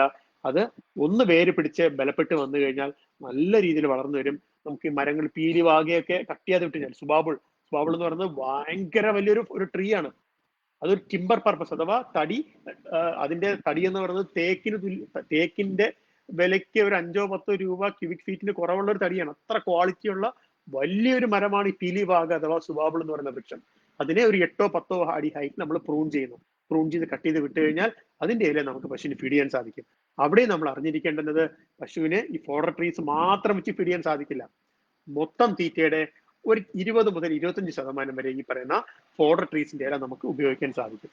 ഇത്തരത്തിൽ പല ഘടകങ്ങൾ, തീറ്റ ഘടകങ്ങൾ, നമുക്ക് പല ഘടകങ്ങളും സ്രോതസ്സുകളും നമുക്ക് പശുവിന്റെ തീറ്റയിലേക്ക് കൊണ്ടുവരുമ്പോൾ പുറത്തുനിന്ന് വാങ്ങുന്ന പെല്ലറ്റ് ആയിരുന്നോട്ടെ, ജേഴ്സി ആയിക്കോട്ടെ, ഫീഡ്സ് ആയിക്കോട്ടെ, ഏതായിരുന്നാലും പെല്ലറ്റിന്റെ അളവ് നമുക്ക് കുറയ്ക്കാൻ സാധിക്കും. പല തീറ്റ ഘടകങ്ങൾ വരുമ്പോൾ പശുവിന് പുറത്തുനിന്ന് വാങ്ങുന്ന കടലപ്പിണ്ണാക്കോ, തേങ്ങാപ്പിണ്ണാക്കോ, എള്ളും പിണ്ണാക്കോ അതിന്റെയൊക്കെ തന്നെ നമുക്ക് അളവ് കുറയ്ക്കാൻ സാധിക്കും. അളവ് കുറയ്ക്കുന്നതിലൂടെ നമുക്ക് തീറ്റ ചെലവ് കുറയ്ക്കാം. തീർച്ചയായിട്ടും കർഷകനത് ഒരു വലിയൊരു ലാഭകരമായിട്ടുള്ള ഒരു ബിസിനസ് ആയിട്ട് കൊണ്ടുപോകാൻ സാധിക്കും. അപ്പോ എനിക്ക് തോന്നുന്നു നമ്മുടെ സമയം ഇവിടെ ഏകദേശം 7 മണി വരെ ആയിട്ടുണ്ട്. പശുവിന്റെ പരിപാലനത്തിന്റെ ഒന്നും ആയിട്ടില്ലെന്ന് എനിക്കറിയാം. പക്ഷെ പറയണം എന്ന് ഉദ്ദേശിച്ച ഈ തീറ്റ അല്ലെങ്കിൽ ശാസ്ത്രീയമായ തീറ്റ രീതികൾ എന്താണ് എന്നുള്ളത് എനിക്ക് പറയാൻ സാധിച്ചു എന്ന് ഞാൻ വിശ്വസിക്കുന്നു. തീർച്ചയായിട്ടും ഈ സെഷൻ നിങ്ങൾക്ക് എല്ലാവർക്കും യൂസ്ഫുൾ ആയിരിക്കും എന്ന് കരുതുന്നു. എനിക്ക് ഇതിൽ വീണ്ടും ആവർത്തിച്ച് പറയാനുള്ളത്, ഒരിക്കലും നാട്ടുകാർ പറയുന്നതോ അല്ലെങ്കിൽ ഇതിന് അനുഭവസ്ഥർ പറയുന്ന അറിവില് ഒരു പശുവിനെയോ കന്നുകുട്ടിയോ നിങ്ങൾ വളർത്തരുത്. തീർച്ചയായും മൃഗസംരക്ഷണ വകുപ്പിന്റെയും ക്ഷീരവികസന വകുപ്പിന്റെയും നിരവധി ട്രെയിനിങ് സെന്റേഴ്സും കേരളത്തിൽ ഉടനീളം പ്രവർത്തിക്കുന്നുണ്ട്. കർഷകർക്ക് പുതിയ അറിവുകൾ പറഞ്ഞു കൊടുക്കുന്നതിന് വേണ്ടിയിട്ടും ശാസ്ത്രീയമായ പശു വളർത്തൽ, ആട് വളർത്തൽ, കോഴി വളർത്തൽ, എരുമ വളർത്തൽ, മുയൽ വളർത്തൽ, കാട വളർത്തൽ, ഇങ്ങനെ വേണ്ടുന്ന നിരവധി ട്രെയിനിങ്ങൾ ദിനം പ്രതി നമ്മുടെ ട്രെയിനിങ് സെന്റേഴ്സ് വഴി നടന്നുകൊണ്ടിരിക്കുകയാണ്. തീർച്ചയായിട്ടും അത് നിങ്ങൾ അതിന്റെ സേവനം ഉപയോഗിക്കുക. അതിലൂടെ ശാസ്ത്രീയമായ അറിവുകൾ നമ്മൾ നേടിയെടുക്കുക. ശാസ്ത്രീയമായ അറിവുകൾ ഇല്ലാതെ തോന്നിയ പാട് അല്ലെങ്കിൽ ഗൂഗിൾ ചെയ്തിട്ടോ നെറ്റിൽ നിന്ന് നോക്കി നമുക്കൊരു പശുവിനെ വളർത്താമെന്ന് വിചാരിച്ചാൽ തീർച്ചയായിട്ടും അത് ഫ്ലോപ്പായി പോകും. നിങ്ങൾക്ക് അറിവ് നല്ലതാണ്, നിങ്ങൾക്ക് പലപ്പോഴും ഗൂഗിൾ ചെയ്തായിരുന്നാൽ ഏതൊരു സ്രോതസ്സിൽ നിന്നും കിട്ടുന്ന അറിവ് എപ്പോഴും നല്ലതാണ്. പക്ഷേ ആ അറിവ് ഉപയോഗിക്കുന്നതിന് മുമ്പ് അവിടുത്തെ മൃഗങ്ങളുമായി പരിപാലിക്കുക അല്ലെങ്കിൽ മൃഗങ്ങളോട് ചേർന്ന് പ്രവർത്തിക്കുന്ന ഡോക്ടർമാരെയോ അല്ലെങ്കിൽ നിങ്ങൾ ഫാം ഇൻസ്ട്രക്ടേഴ്സിനെയോ ആരെങ്കിലും കോണ്ടാക്ട് ചെയ്ത് ഇത് നല്ലൊരു രീതിയാണോ, ഇത്തരത്തിൽ അവലംബിക്കുന്നത് പശുവിന് നല്ലതാണ് എന്നുള്ള ഒരു വിവരം കൂടെ ആരായുന്നത് നല്ലതായിരിക്കുമെന്ന് എനിക്ക് തോന്നുന്നു. അതല്ലാതെ ഒരിക്കലും പാതി അറിവോട് കൂടി നമ്മൾ പശുവിനെ പരിപാലന രീതിയിലേക്ക് കടക്കരുത്. അതുകൊണ്ട് തീർച്ചയായും എനിക്ക് തോന്നുന്നു നിങ്ങൾക്ക് കുറച്ചെങ്കിലും ഞാൻ ഈ പറഞ്ഞ കാര്യങ്ങൾ, കന്നുകുട്ടിയുടെ കാര്യങ്ങളൊക്കെ നല്ല ഡീറ്റെയിൽ ആയിട്ട് തന്നെ എനിക്ക് പറയാൻ സാധിച്ചിട്ടുണ്ട്. അപ്പോൾ ആ കാര്യങ്ങളൊന്നും ഒരു വിട്ടുവീഴ്ചയും കാണിക്കാതിരിക്കുക. പശുവിന്റെ പരിപാലനമായിരുന്നാലും ഇതിന്റെ പ്രസവ രീതി ആയിരുന്നാലും പശുവിന്റെ രോഗപ്രതിരോധം, നമ്മൾ എപ്പോഴും വിട്ടുപോകുന്ന ഒരു കാര്യമാണ് രോഗപ്രതിരോധം അഥവാ വാക്സിനേഷൻ. നാട്ടിലെ ഏറ്റവും കൂടുതൽ മരണങ്ങൾ ഉണ്ടാകുന്നതും ഈ വാക്സിനേഷൻ ഇല്ലാതെ വരുമ്പോഴാണ്. ഇതിന്റെ വാക്സിൻസ് ഒക്കെ തന്നെ ഡിപ്പാർട്ട്മെന്റ് മൃഗസംരക്ഷണ വകുപ്പിന്റെ മൃഗാശുപത്രികൾ വഴി വാക്സിൻസ് ഫ്രീ ഓഫ് കോസ്റ്റ് നിങ്ങൾക്ക് വീട്ടിൽ എത്തിച്ചു തരുന്നതാണ്. നിങ്ങൾ ഡോക്ടറെ കണ്ട് വാക്സിന്റെ വിവരങ്ങൾ സംസാരിക്കാം. ആവശ്യമായിട്ടുള്ള മരുന്നുകൾ ഏതൊക്കെയാണ്, ഏതൊക്കെ വാക്സിൻ ലഭ്യമാണെന്നുള്ളത് തീർച്ചയായിട്ടും ഒരു ഡോക്ടർക്ക് നിങ്ങളെ സഹായിക്കാൻ സാധിക്കും. ഡോക്ടറുടെ നിർദ്ദേശപ്രകാരം വാക്സിൻസ് നിങ്ങൾ പശുക്കളിൽ ഉപയോഗിക്കുക.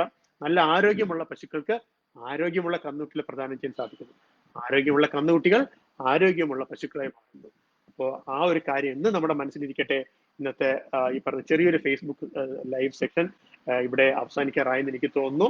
ഇതുവരെ നമ്മളോട് അറ്റൻഡ് ചെയ്തിരുന്ന എല്ലാ സുഹൃത്തുക്കൾക്കും വലിയ ഒരു താങ്ക്സും ഫാക്കൽറ്റീസിനും ഒരു ബിഗ് ഹായ് നേർന്നുകൊണ്ട് ഞാൻ എൻ്റെ ഈ സെഷൻസ് ഇവിടെ അവസാനിപ്പിക്കുകയാണ്. നിങ്ങൾക്ക് എന്തെങ്കിലും ചോദ്യങ്ങൾ, സംശയം ഉണ്ടെന്നുണ്ടെങ്കിൽ തീർച്ചയായിട്ടും ഈ ചാറ്റ് ബോക്സിനകത്ത്, കമന്റ് ബോക്സിനകത്ത് നിങ്ങൾക്ക് കമന്റ് ചെയ്യാൻ സാധിച്ചു കഴിഞ്ഞാൽ നിങ്ങൾക്കത് വളരെ യൂസ്ഫുൾ ആയിട്ട് എനിക്ക് പറഞ്ഞു തരാൻ സാധിക്കും. നിങ്ങൾ ഇതിനകത്ത് മെസ്സേജ് ഇട്ട് കഴിഞ്ഞാൽ എന്നാൽ ആവുന്ന വിധം ഞാൻ എൻ്റെ റിപ്ലൈ ഇപ്പൊ തന്നെ കമന്റ് ബോക്സിനകത്ത് ഇട്ട് തരുന്നതാണ്. മറ്റൊന്നും ഇല്ലാന്നുണ്ടെങ്കിൽ നമുക്ക് ഈ സെഷൻസ് ഇവിടെ അവസാനിപ്പിക്കാം. ഞാനൊരു 10 മിനിറ്റോടെ വെയിറ്റ് ചെയ്യാം. നിങ്ങൾക്ക് എന്തെങ്കിലും ക്വയറീസ് ഉണ്ടെന്നുണ്ടെങ്കിൽ തീർച്ചയായിട്ടും ഈ ഇതിലെ കമന്റ് ബോക്സിനകത്ത് ഇടാൻ സാധിക്കും. കമന്റ് ബോക്സിൽ ഇടുക, ഞാൻ എൻ്റെ റിപ്ലൈ ഇപ്പൊ തന്നെ നിങ്ങൾക്ക് തരുന്നതാണ്. Thank you all.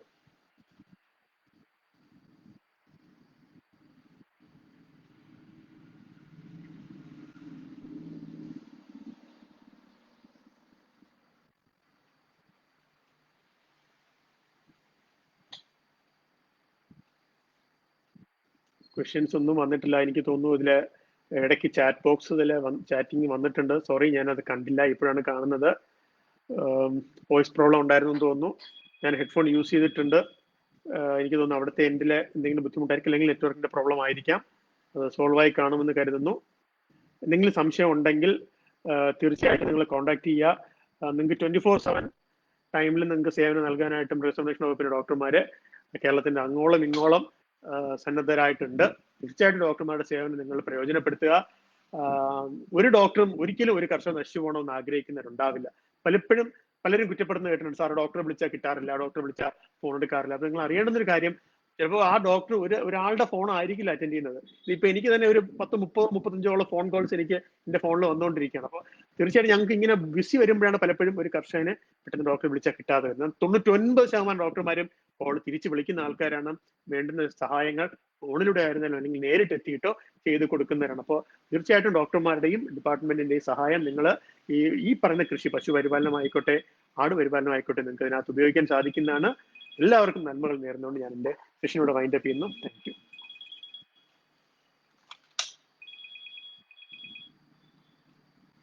ഹലോ.